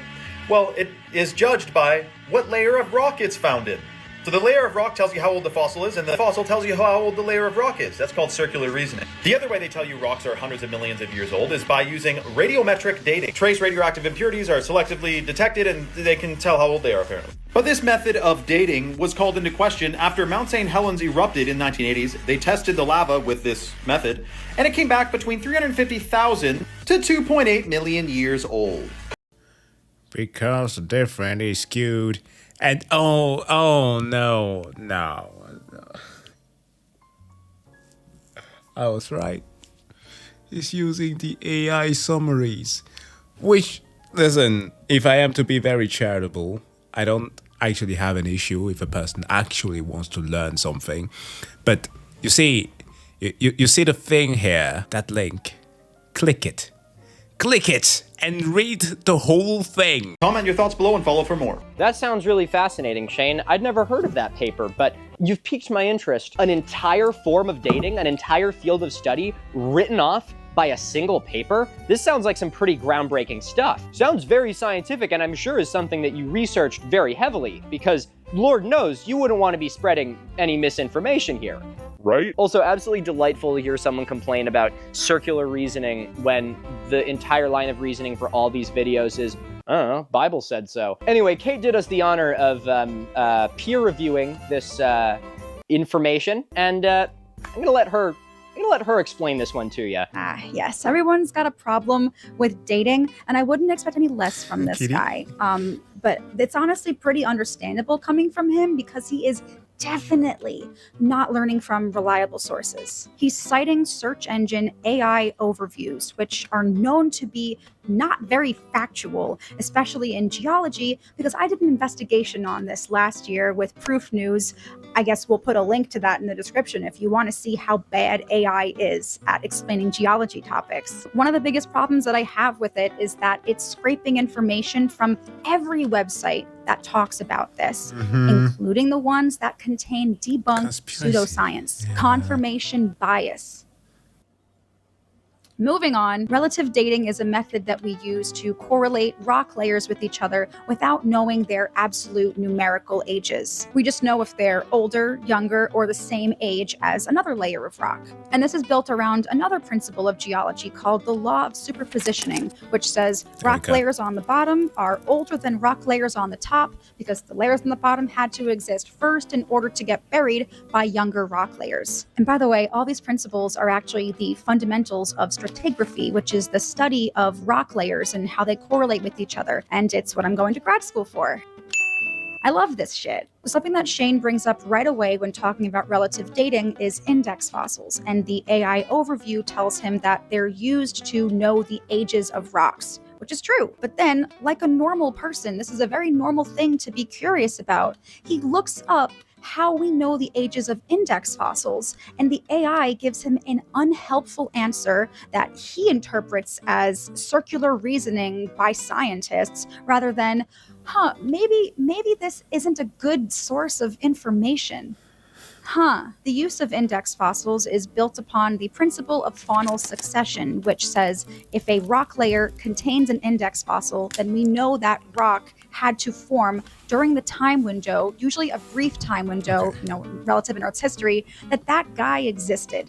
And if you find that same guy in another rock layer, even in another part of the world, you know that those two rock layers must be around the same age. The thing is, before radiometric dating, we didn't know exactly how old these were. We just knew how old they were in relation to each other, relative dating. And we didn't have all the answers, but we got pretty detailed with it, largely because geologists are really good at pattern recognition. Yeah. So when radiometric dating was invented in the early 1900s, we were finally able to get like numerical ages of this stuff. And those numbers have only gotten better and better as technology has improved and new research has fine-tuned major events. Shut up. There's always crime in my neighborhood. How it works is by measuring radioactive isotopes trapped in a mineral when it crystallizes. As these parent isotopes decay into daughter isotopes, you can compare the ratios of remaining isotopes and calculate how much time has passed since that mineral formed. So there is an unfortunate hang-up in this method, and it's something that young Earth creationists and conspiracy theorists throw back at us and say, well, this can't be true. You can't possibly say this is right. You can't find this one thing. Because they're missing a fundamental key thing, and that's, we know that you can't use this on sedimentary rocks. We know that. And we don't. Because if you were to date a sedimentary rock, what you'd actually be dating is a mineral grain, like a grain of sand.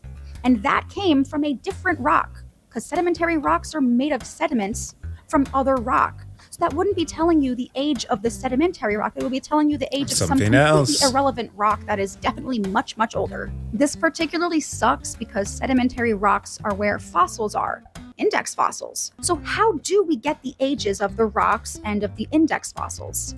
By using a combination of relative and radiometric dating. So along the same lines as index fossils, we have these things called marker beds, which are really easily identifiable beds in a sedimentary sequence that we can trace over large distances and multiple rock formations. These beds point to a very specific time in Earth's history. This rock layer, no matter where it is, we know it all formed at the same time. Sometimes these are just sedimentary, which is very useful in relative dating, but still can't use it for radiometric dating unless it's volcaniclastic. Breaking up that word, volcano, clastic. Clasts, which is the word that we use for the pieces that are inside sedimentary rock, like the grains and sediment that make it up. Volcaniclastic beds are strata, layers of rock that are either partly or entirely made up of volcanic material, like ash or glass, that, after an eruption would settle into a basin along with all the other sediments and then would become a very identifiable layer within the layers of sedimentary rock. And yes, you can date that shit. Ash beds are a holy grail in SedStrat, and they were a huge part of my undergrad research because of how useful they are in correlating other rock formations. And this is where relative dating comes in. Because let's say there's two ash beds in a section of rock. And this is something that I saw in my research area, and they were like just meters apart in the rock wall. So we've dated both of these ash beds, and we know how old they are. We have a number for it. We now know the range of age that the rock in between it is, even though it's sedimentary rock and we can't radiometrically date it. But wait, there's a special fossil in there, an index fossil that we previously didn't have an age for. We now know the very specific range that it has to be in age, and we can use that now to date every other rock layer that index fossil shows up in all around the world. Now, the rest of Shayne's video takes an unfortunate turn because it's not based on a fundamental misunderstanding. It's based on straight up lies. And we're gonna drink. We need to drink sometimes. Unsurprisingly, he doesn't give any source for this Mount St. Helens dating incident, but I did 5 minutes of digging and found that it came out of the Institute for Creation Research, which spouts all this pseudoscience about how the Earth is actually really young and that millions of scientists are wrong about it in the exact same way. How about that? The incident was documented by a man named Steve Austin, not to be confused with Stone Cold Steve Austin. This guy is more like Stone for Brain Steve Austin because it just seems like he doesn't have a single real thought up there. Anyways, in the 90s, he conducted this research project where he dated what should have been like around 10-year-old rock, but because he got this absurd number, he's like, well, radiometric dating is actually bogus and everything that we've used it for is now null and void. Now, I read the paper that he wrote about this, and I scrolled to the methods section, and I knew instantly why he got that number. The dumbass used potassium argon dating, which is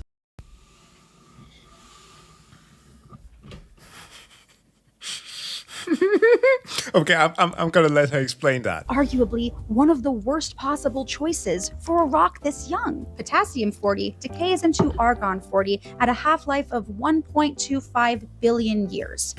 What did he expect he would find? That means in the 10 years since the eruption, there only would have been a 0.00000000055% decrease in potassium. I don't know if the 8 zeros made it clear, but that's virtually undetectable. Like, respectable geologists with knowledge of geology and radiometric dating, if that's what the research they're trying to do, know that potassium argon dating is only used for things older than 20,000 years, because it literally cannot show a difference for less than that. Even more so, we know that it's most accurate beyond 100,000 years, all the way up to 4.5 billion years. When you want to date rock that you know is relatively young, you use another kind of radiometric dating, maybe uranium-thorium, which is highly accurate from just a couple of years up to 600,000 years because of how fast uranium-238 decays. Yeah. Dude, it's like you can learn of half-life pretty easily. This guy claims to have a PhD in geology. Like, there's no way he's that stupid. Either that, or he's deliberately trying to discredit radiometric dating to serve his own agenda. Could go either way, honestly. A smart person is skeptical of research with little credibility, and the truth of the matter is, this guy does not have any work published in peer-reviewed journals that are outside of the niche creationism community. I'll give you an example. In one of my papers, I think in the first year of university, while studying astrophysics, we did some stellar analysis, and I stumbled... No, this was actually second year. Stumbled on the star system of a generation tree that was older than the bloody universe. Now, when you get something like that, what are you going to say? Oh, we can't have that. No science work anymore. No, you go and reevaluate your data and you try to understand what happened. Oh, by the way, did I say generation? I meant population. Population tree stars are hypothetical, by the way. So, they are things that we observe, but through calibration, we can find out exactly what they're composed of. To give like a quick primer, we are judging things out of metallicity, so whether things are metal or non-metal, and anything that is hydrogen or helium is considered to be a metal. And population tree stars are supposed to be comprised of the first stars that were formed in the universe's expansion. So when you stumble on something that indicates something that is that old, well, James Webb actually found something that is similar to that. You either found something that is groundbreaking or you need to do further calculations. That should tell you something. Confirmation bias.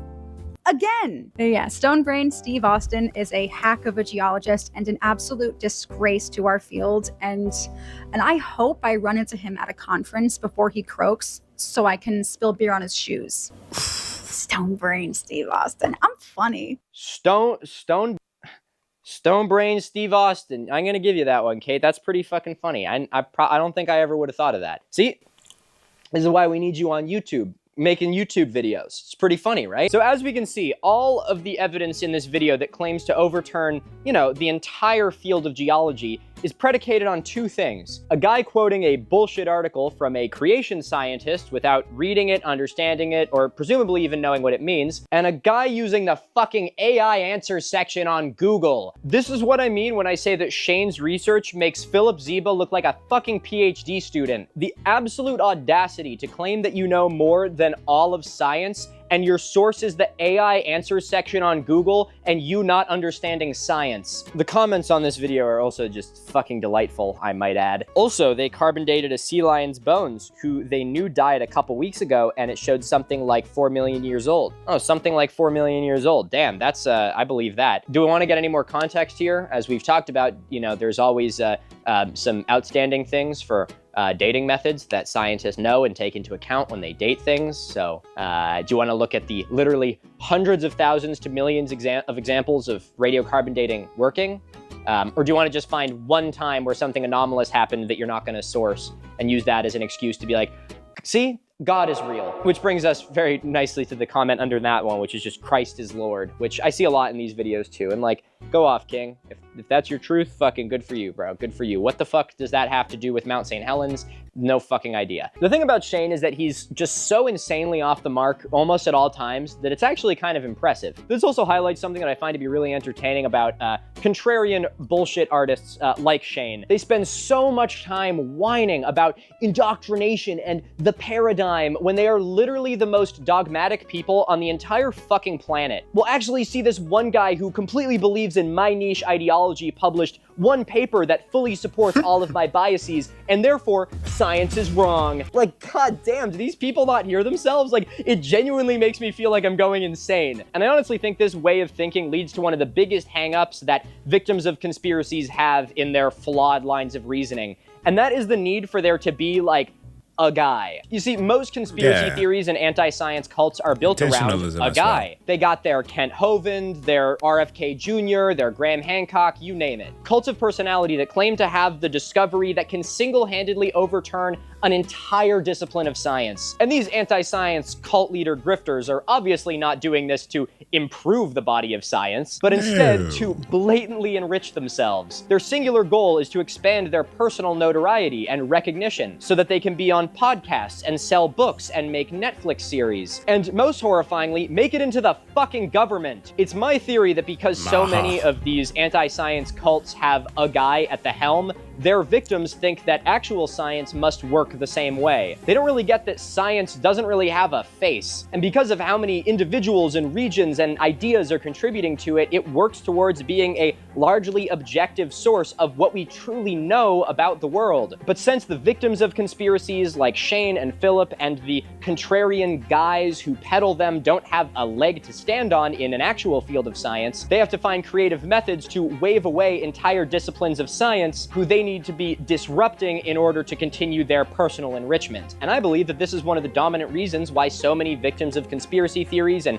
contrarian bullshit artists whine so much about the dominant paradigm in mainstream academia and the woke agenda. Because they need to make up a guy. There needs to be some greater thing pulling all the strings. The thing they don't like can't be objective, because if it was objective, then they would have to change their worldview. And so they have to find some nefarious reason for why this thing I don't agree with is suddenly out there in the world. So they come up with, like, the invisible shadow government, or the Freemasons, or the Jews, because they need to have a fucking, you know, some invisible entity pulling the strings that's responsible for fucking science. It's way too much work to actually learn from the knowledge of the thousands of people that have dedicated their lives to understanding a field, and it's far easier to just hand wave it away by saying that it's all part of some bigger nefarious agenda. And in turn, this empowers people like Shayne to think that their complete and utter ignorance of anything within the field of science is worth as much as the understanding of those who have developed the field. You see, many of the contrarian grifters that peddle pseudoscience wear a thin veneer of being scientists. They go on podcasts or get into the government or, you know, have a British accent, which gives their victims the false impression that they're somehow an authority figure, and in turn makes their victims not really understand what science is. And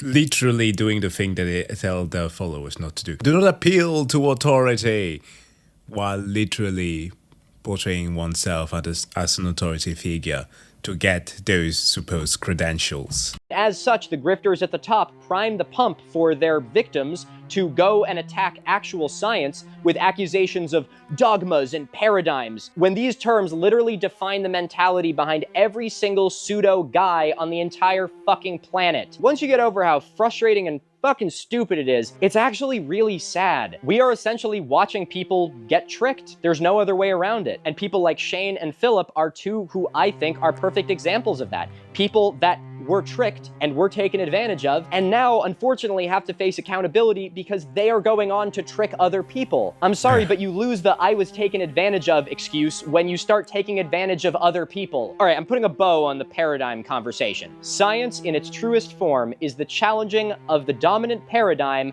of blind faith. It is humanity's ever-unfolding search for objective truth, and the only people who are still clinging to a paradigm are the ones who reject the objective truths that science has uncovered. Fuck. You guys got me doing like a fucking a sermon up here. Oh, there we go. I said it. Here come the comments. See, Milo said he's giving a sermon. It's a religion. Science is just another religion. Checkmate, arthritis. Okay, let's go on to the next video because I haven't lost enough fucking brain cells today. Is Pangaea completely fake? We're not doing this. People on my last video were saying, you fool, there's seashells at the tallest mountain ranges of Earth because of tectonic plates and Pangaea. Not because the Earth was once fully covered in water not too many thousands of years ago, and not because of a giant flood, but because of tectonic plates and Pangaea. Wouldn't be a pseudoscience video without denying plate tectonics. I'm not really sure why he zoomed in on Tacoma, Washington. That was a little fucking weird. I don't know if that was Tacoma. Was that Tacoma? It was close to Tacoma. I've only been to Tacoma once, and it's weird to see Tacoma in a video about creationism, because the only time I've ever been to Tacoma, it truly confirmed for me that there is no God. While I agree there are cracks in the Earth, there's some other questions we need to ask. People say the continents were once connected. What's interesting about that is, if you take the water away from Earth, you'll notice there is dirt. The continents are connected right now. Holy fucking shit, Jesus Christ, what the fuck? Then take your gosh darn feet and walk from the US of A, go to Ecuador, walk to Africa, walk to the land of Down Under, or wherever else, and tell me how they are fucking connected. Yeah, we took the water out, now we can walk. This grown man really said, you'll notice there's dirt. You know what should be done? You know what should be done in reality? We need to have, like, oh my god, this would have been great. Where were these people when I went to university? We used to have these events every single Friday where we'll like host large gatherings and do like fun stuff from D&D games to like slide parties and quizzes and stuff like that in the auditorium. And having TikToks, this time Instagram Reels like these being played on the massive screen projector. Oh my god, people would have died laughing. Now, I'm not saying this because I want to necessarily make fun of him, but the stuff that he says is so ridiculous. Oh my god. Oh my god. Oh, Jesus Christ. There's dirt. Oh my god, what the fuck was that? What in the fuck am I watching? Checkmate, geologists, there's dirt under the ocean. Fuck. See why I made a point of showing you guys the holotype specimen earlier? Because this like perfectly exemplifies one of the like first points I made. I have no idea what the point is that he's even trying to make here. And as such, I don't even really know what to debunk. It's just like a stupid thing to say. I don't even fucking get what he's going for. They're not disconnected. This isn't an island floating. It's just a part of a landmass that's sticking above the ocean level, which has changed in the last few thousand years. So the idea that this is and yes, there are fault lines. There's places where lots of earthquakes happen. That's true. But this landmass that's connected and solid to the earth and connected to that landmass over there just slowly floats around and they all just slowly floated apart. It seems like Shayne just doesn't understand how plate tectonics work, or is willfully ignoring how plate tectonics work. Like, he doesn't seem... Okay, like, come on. You live in the US. Have you not witnessed natural phenomena in your life? Have you not experienced... Perhaps you haven't... Like, this... Oh my god. Okay, I need to concentrate here. Graham Hancock. What movie? 2012. The director for it. Roland Emmerich. Reality can be whatever I want. Made several movies about natural disasters that even feed into your little creationist stories, but he features states like California being struck by earthquake all the time. Shayne, what do you think happens to cause this? To acknowledge that there's a difference between oceanic crust and continental crust, he sort of, takes the water away and he's like, look, it's all connected. But doesn't seem to understand that, that's not really how that works. He doesn't mention anything about, the interactions between the plates or really anything to lead me to believe he has the slightest fucking inclination of what he's talking about. And I don't mean that as a slight. I'm not trying to, gatekeep here of, stupid dumbass didn't go to college for geology. I mean, if you Googled the words plate tectonics, you would figure this out in, 3 minutes. And, again, if he's going just on the base of using his pop... No, that's not even pop sci. Just pop culture references. Look at movies.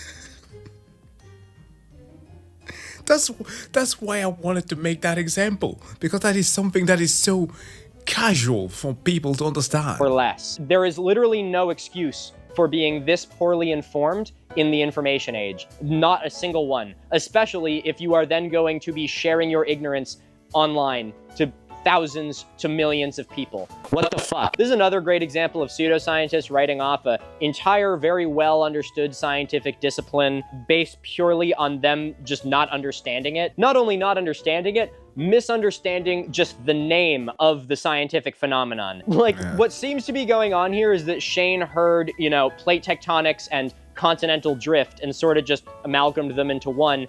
And in his brain, he goes, drift, that's what happens in the water, right? And so he interpreted that as the continents are just pieces of fucking, they're bumper boats in the water, just floating around, bumping into each other. Which isn't entirely a terrible analogy, it's a gross oversimplification, but he leaves out any of the important information or is intentionally obfuscating it so that he can, sell you, Chad mode sperm count supplements or something. Other examples of people doing shit like this is, the Big Bang one I mentioned earlier, where creationists will be like, Big Bang couldn't have happened because explosions can't happen in space. And it's well, it wasn't a fucking explosion, a goddamn, a stick of fucking dynamite going off. You're just thinking it was like that because you hear the word bang and you couldn't be fucked to look it up. Or when fucking climate change deniers are oh yeah, so much for global warming, it's snowing here. A million curses upon the fucking asshole that brought a snowball into the halls of Congress. You fucking dumbass, you have given ammunition to climate change deniers forever. But also that's why we call it fucking climate change now.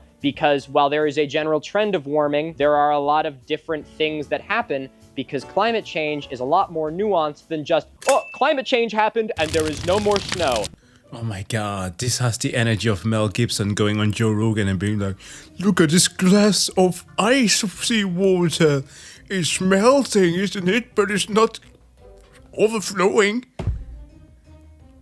How many times? How many times do we have to teach you this lesson, old man?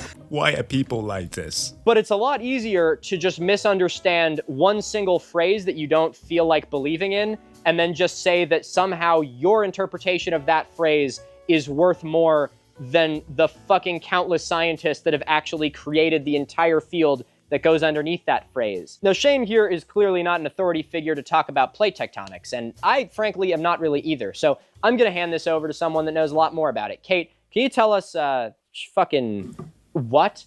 Saúde. It's true that the continents are not just land masses floating in the ocean, they are all touching each other. What this guy missed in Earth Science class was that it's actually tectonic plates that are floating around, not the continents. Tectonic plates are floating on top of the uppermost layer of the mantle called the asthenosphere. Why are they floating on top? Because they're less dense, like how oil sits on top of vinegar and those decorative salad dressing bottles that your mom had in her 2000s Tuscan kitchen. And you weren't allowed to open them.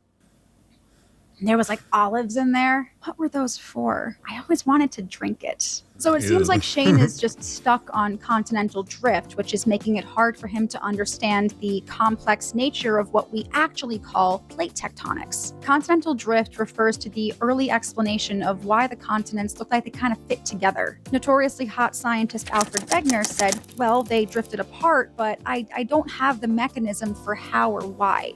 That's the real reason that his idea wasn't taken seriously by the scientific community. It's not because he was like challenging the system or like breaking the mold. Just didn't know. It was because he didn't have enough evidence to back it up. All he said was, well, it looks like this, and we've got the mountains that kind of line up, and we've got fossils on both sides of the ocean. That was it. Don't get me wrong, those were great converging lines of evidence, and they were very significant in later studies, but without having any explanation as to how this actually happened, there was really no credibility to his idea. People acting as if scientists haven't made claims in the past that just happen to have been solidified later on. Albert Einstein with gravitational waves would find it out like 100 years later.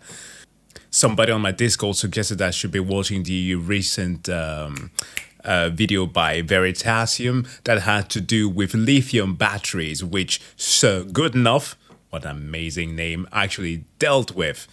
Is he Sir? Well, we're gonna call him just Mr. Goodenough. Did a good enough job to tell us that the batteries that we have are just about not good enough. That was his conclusion, actually. But then, decades later, this geologist named Marie Tharp was using data from warships to make a map of the ocean floor. And lo and behold, there's a 10,000-mile-long ridge in the middle of the Atlantic Ocean.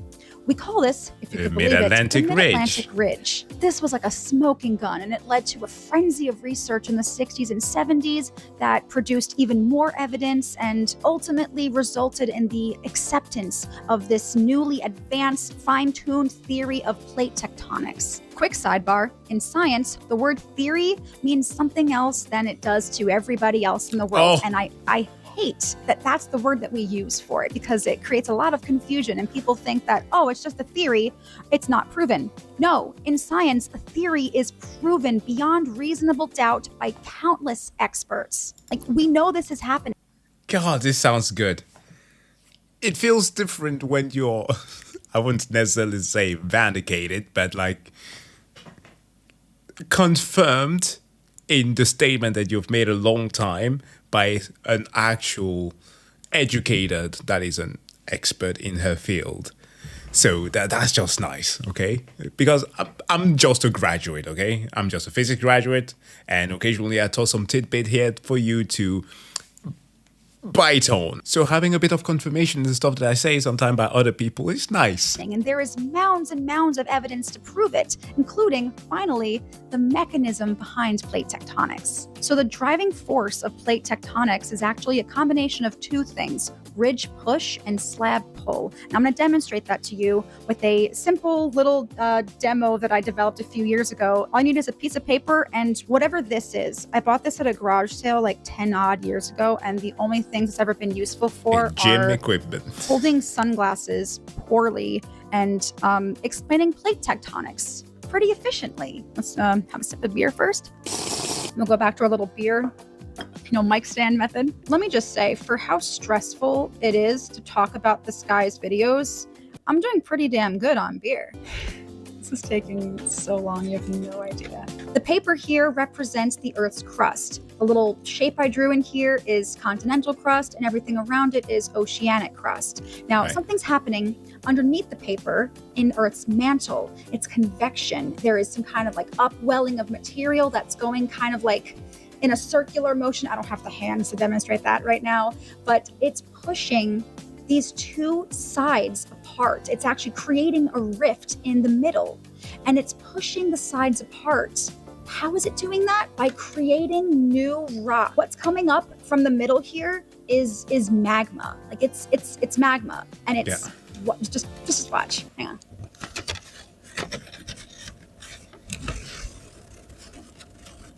See? We're actively creating new oceanic crust in the middle because new material is coming out of this rift. And that's what we call ridge push. But remember, there's another component, slab hole. And we have to consider where this crust is going. It's being pushed out from the rift, but where is it winding up?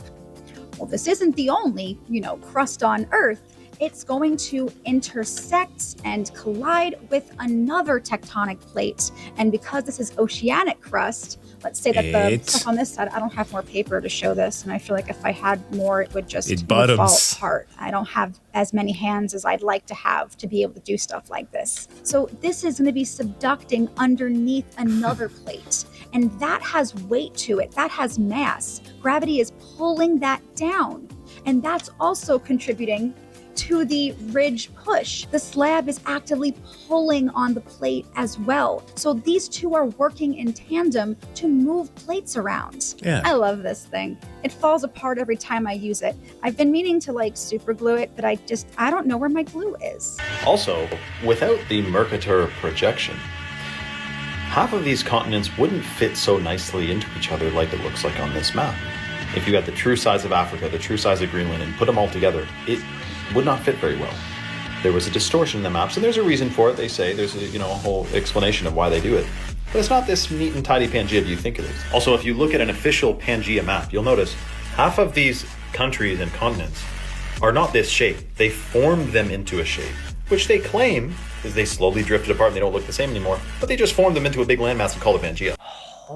That is because, as you have brilliantly observed, the continents have changed shape since then, Shayne. Just because the continents look like this now does not mean that the world forever has just been continents in this exact shape, just floating around, bumping into each other. I honestly may have a little bit of a weird type of respect for Shayne if he is actually doing this just to grift and kind of put on a persona, because I personally have way too much pride to ever allow myself to willfully partake in this level of humiliation for any amount of views.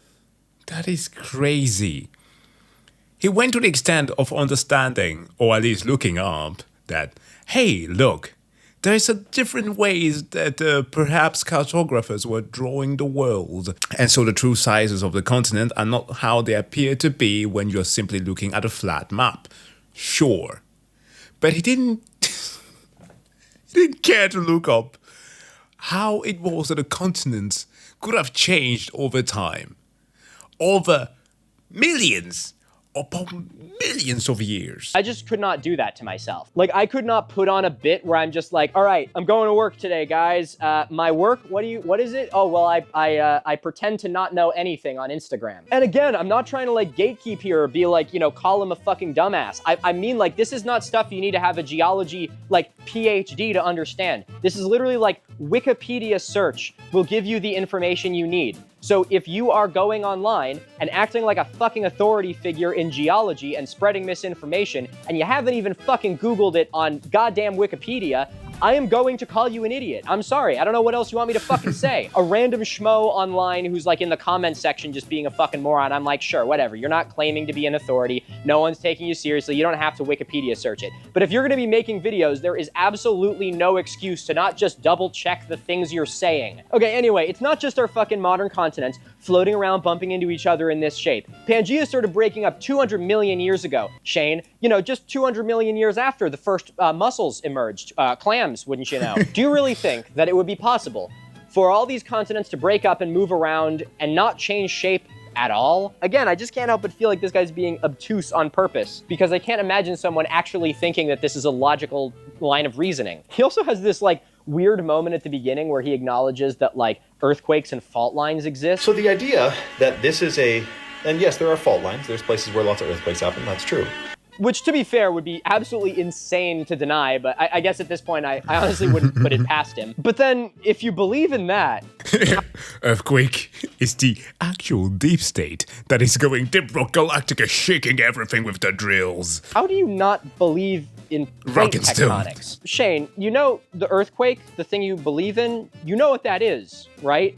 It's plates slipping against each other, or slipping like this, or like this.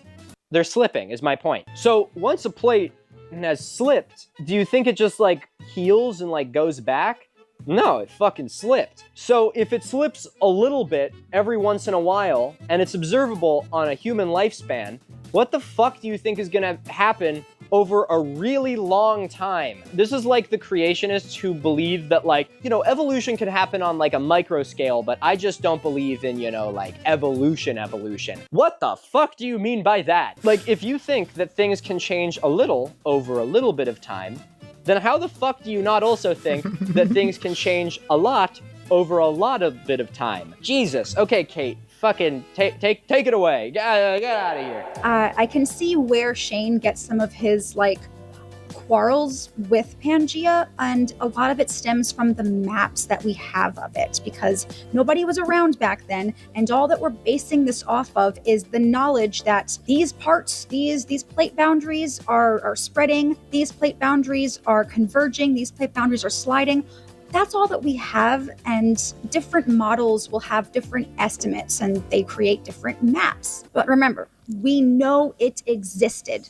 And we know that all of those specific continents were touching each other. We just didn't have, like, exactly the perfect representation of the shape of the whole thing. There's one kind of Pangaea map that I have a lot of problems with, and it's ones that show, like, the placements of countries, and also, like, the modern day shapes of stuff. Because if you don't have a slightly higher than basic understanding of plate tectonics, it's really easy to misinterpret that, and that's exactly what Shayne does. A lot of people think, and this is perpetuated by those little like activities where you cut out the shapes of the continents and you try to fit them together. They're not going to fit exactly, because Pangaea wasn't just an amalgamation of the continents as they are today. They evolved and changed shape since they broke apart from Pangaea. Like, they weren't done being built yet. There's parts of our own continent, North America,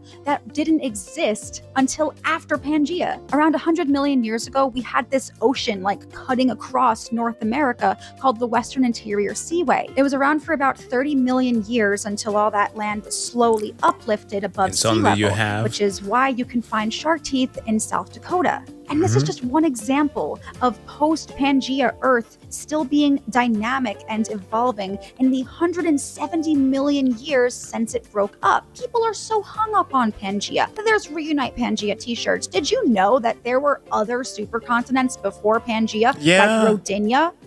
Nope, I bet you didn't. Did you know that there was all kinds of stuff that happened after Pangaea broke up?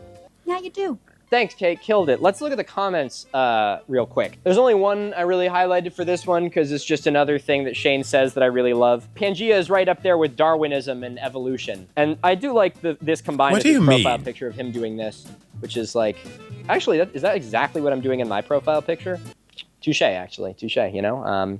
You and I, we are not so different, Shayne. We are not so different. We both believe in, you know, food sovereignty and, you know, giving back to a community, and we both have the same profile picture. Only difference is you have balls of steel to do this for a living and be able to sleep at night, and I respect that about you. Okay, next video, last video.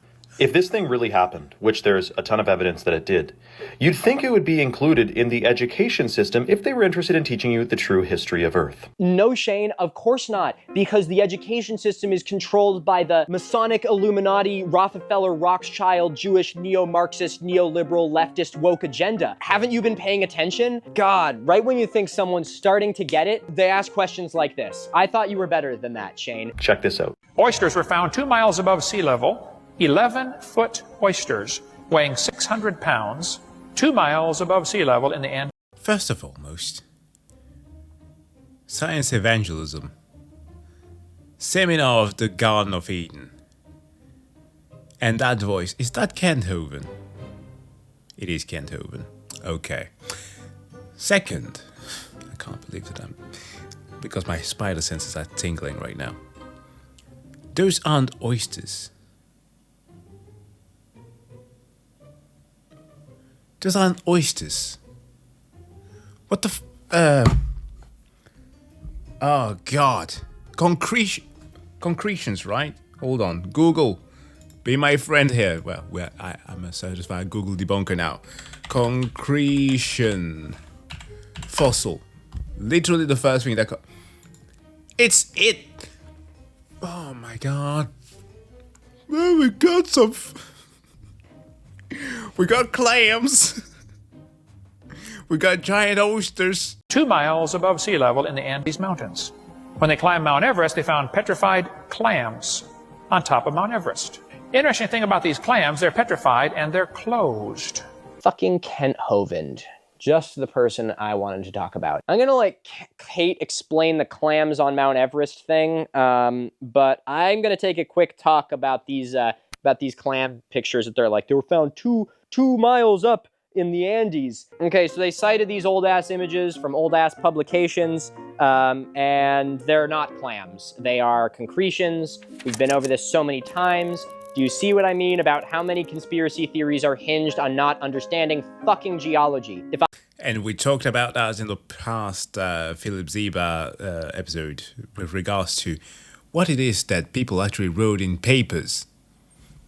They saw something that looked like oysters, they will write oysters. I had $1 for every time I had to debunk a conspiracy theory by explaining what fucking concretions are. I would have enough money to get a fucking dumpster, to get all these trash bags full of fiberglass, squirrel shit infused insulation out of my fucking studio. There's even a video about these giant clams by the fucking Lost World Museum. Those of you who've been with me for a really long time, you will remember the Lost World Museum. John Adolphi, I talked about him quite a lot when I was just on TikTok back in like 2022, fall of 2022. But my point is that the video about these clams from John Adolphi, who is a diehard fucking creationist, even says that they're concretions and not fucking clams. When John Adolphi's Lost World Museum is doing better critical thinking than you, you know you are fucking cooked. Now, I'd like to point out, Mount Everest is a little ways from the beach, first of all, okay?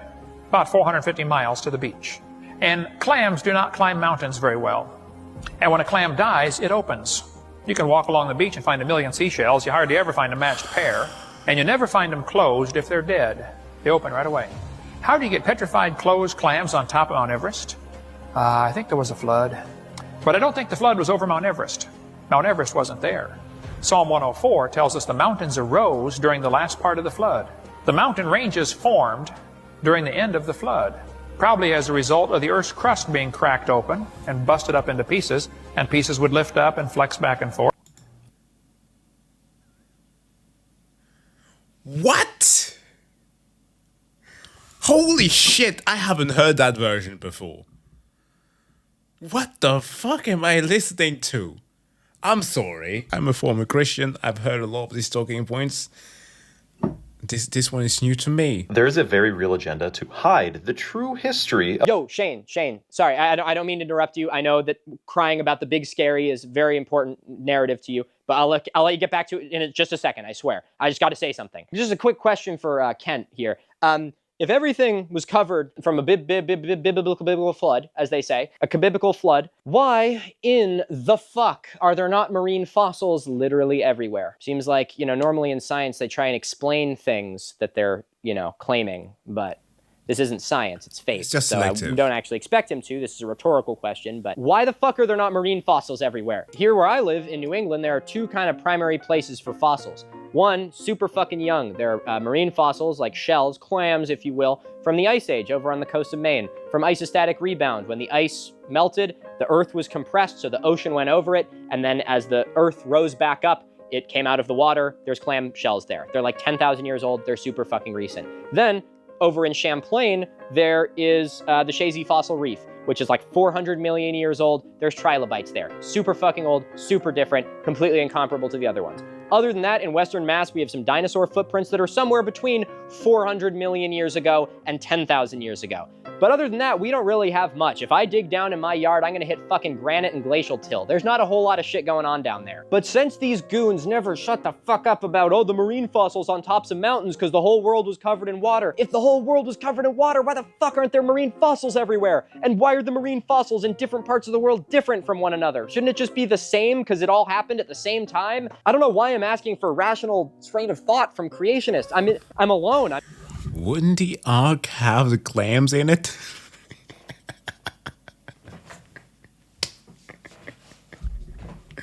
Or did God have a problem with gender? I'm in this studio by myself. This is it, guys. I'm crashing the fuck out. It's happened. There's no one even in this room. I'm just crashing out by myself. That's so sad. Okay. Anyway, fuck. Shayne, I'll let you get back to it now. What were you whining about, as you were? What's going on in this realm from you? And if you want to know why that is, you're going to have to comment truth below, because you can't mention their entire evil plot on an Instagram video. Comment truth below and check your DMs. Oh, yeah, Shayne, I'm sure the establishment has it out for you. You wouldn't want to say too much here. It's that victim narrative, bro. It's the victim narrative. It was the same thing Philip did when he had the little laser dot on his head. It's so funny. Bro, you ain't like a fucking pariah. No one's coming to get you, okay? You're not like on the watch list of like the Freemason woke Illuminati, agenda. Wouldn't want to say too much now, bro. They might get you. Gotta say though, it is pretty refreshing to see a video from before Shayne started peddling supplements. Back in the good old days where all he was doing was engagement farming by capitalizing on terrified, paranoid people. Like a true American. I don't even know if this guy's American. I hope he's not Canadian too. That would be like 2 strikes against Canada, and I don't know if she can take it further. Me and my Canada saw you from across the border, and we're looking for a third. Okay, quick look at some of the comments before we pass it off to Kate. Kent Hovind went to prison not too long after he recorded those videos. No way! It's because he went against the agenda. They tried to silence him. He got, he was silenced. He was canceled by the agenda.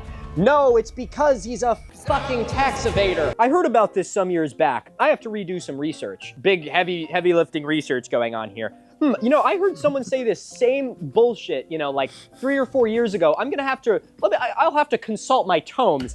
That's the Cyberpunk 2077 equivalent of a dude doing the bench press on a machine that you can hack.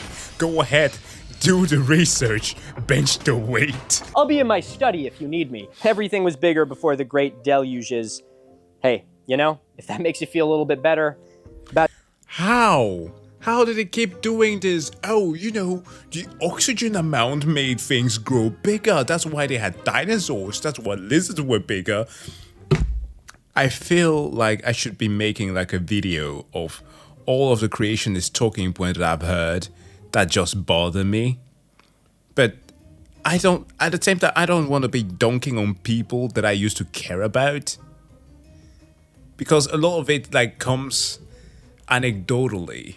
Things that I experienced that just made me go like, what the fuck are you saying?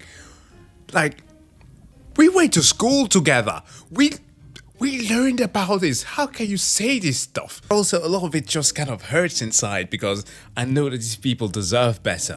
Yourself, okay, I hate to do this to you, Kate, but bring it home. Tell us about Kent Hovind. What are you cutting back to me for? I covered a lot of this stuff already, so you should be fuming along with me, hearing this reiterated by this old guy who sounds like he should be like a villain in a horror movie set in the Midwest. Devil of Illinois slaughterhouse, Iowa butcher house, the devil in Indiana. This may be God's land, but he ain't coming. So the observation being made here is that clams open when they die, because that's how we see them at the beach. But when we see them in fossils, in rock, they're closed. And he's saying that if they're closed, it means that they were probably buried very quickly, buried alive. Ding, ding, ding. Yeah, that's true. That's how we get fossils. We wouldn't get them otherwise if they weren't quickly buried. So this guy is claiming that because you only find these clams closed, that they all had to have been buried at once by some great global catastrophic event. And this is a core idea of catastrophism, which has been disproven and replaced by uniformitarianism, which says there are all these processes that happen throughout Earth's history, and they still happen today.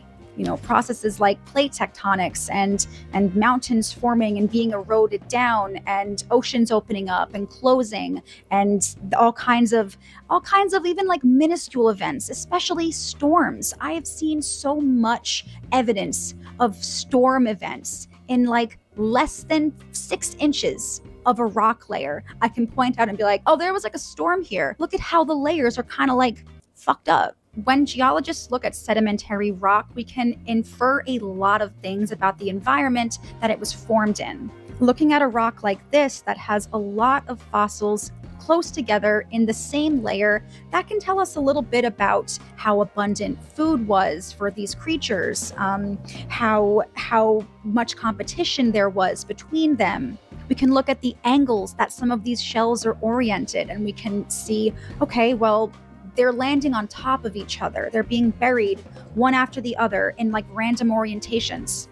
This might have been a storm. A storm would have created a lot of wave action that would jostle up sediment and bury lots of things at once. And even like regularly scheduled like waves and tides can do this too. They can, jostle up sediment, and sometimes things just die.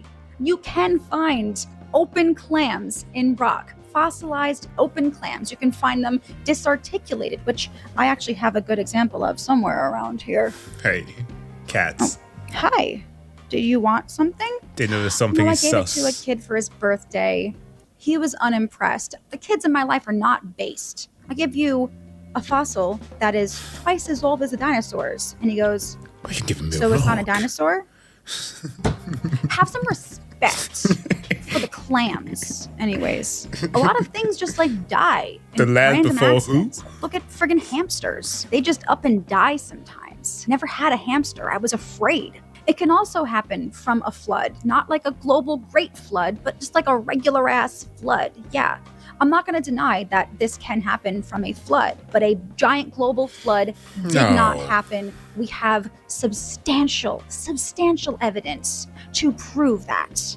You can't ignore that. You can't just cherry pick the pieces of evidence that support your idea and completely misinterpret them and misconstrue them and use them to deceive people. But two, you have to consider the other evidence, all the evidence that's proving you wrong. Yeah, also, I don't know if Milo will mention this, but this guy, this Kent Hovind, he's like an evangelist. Evangelist. God, I got brain rot. He's an evangelist. Crank up that soldier boy. And he is giving a sermon. He's not teaching you anything. He is preaching to you. You are not getting anything real from what he's saying. He is using rhetoric and a specific vocal style to convince spill your you. emotion. And that's what like preachers do. That's what like mega churches do. And that's how they scam you out of your time, your money, your life. They're sucking the life out of you. You have to see through it. This guy, Shayne, I don't know how else to put this, but it feels like this conspiracy might be a special interest of his. And there's nothing wrong with having a special interest. Mine is brachiopods. But it feels like he's really grasped onto this, and he gets joy in his life from sharing it with other people and gaining a large following and just deceiving people. It's malicious, whether or not he's intending it to be. Anyways.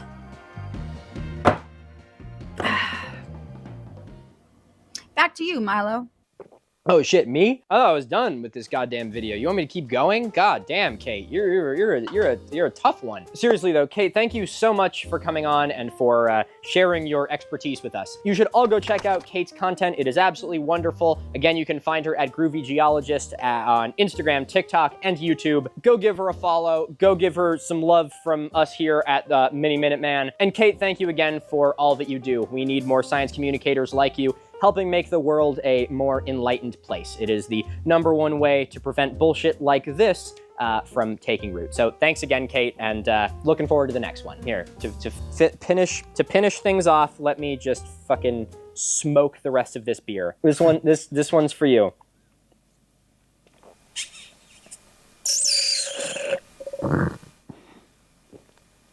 Boy. Noon somewhere. It's noon here. Fuck. Why did I say I was gonna make this video 2 parts?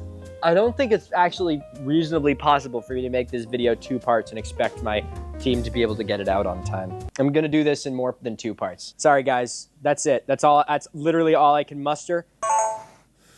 I don't think I could have scripted something better. Literally, as I was saying that, my battery died. I think that that is a sign that I am going to turn this into the first part of this video. For the sake of my team, who do not need to spend fucking 6 months trying to edit together like the first part of like it's like 3.5 hours long. So we're gonna do this in another, I'm gonna come back. We're gonna do another part to this because Jesus Christ, I'm not even done with the script. Where am I in this script? Great, I'm about 2/3 of the way done with the script for what was supposed to be part 1. Next one's gonna be fun, guys. It has the long-awaited, you ready for this? It's got Professor Dave Explains. So, get fucking hyped.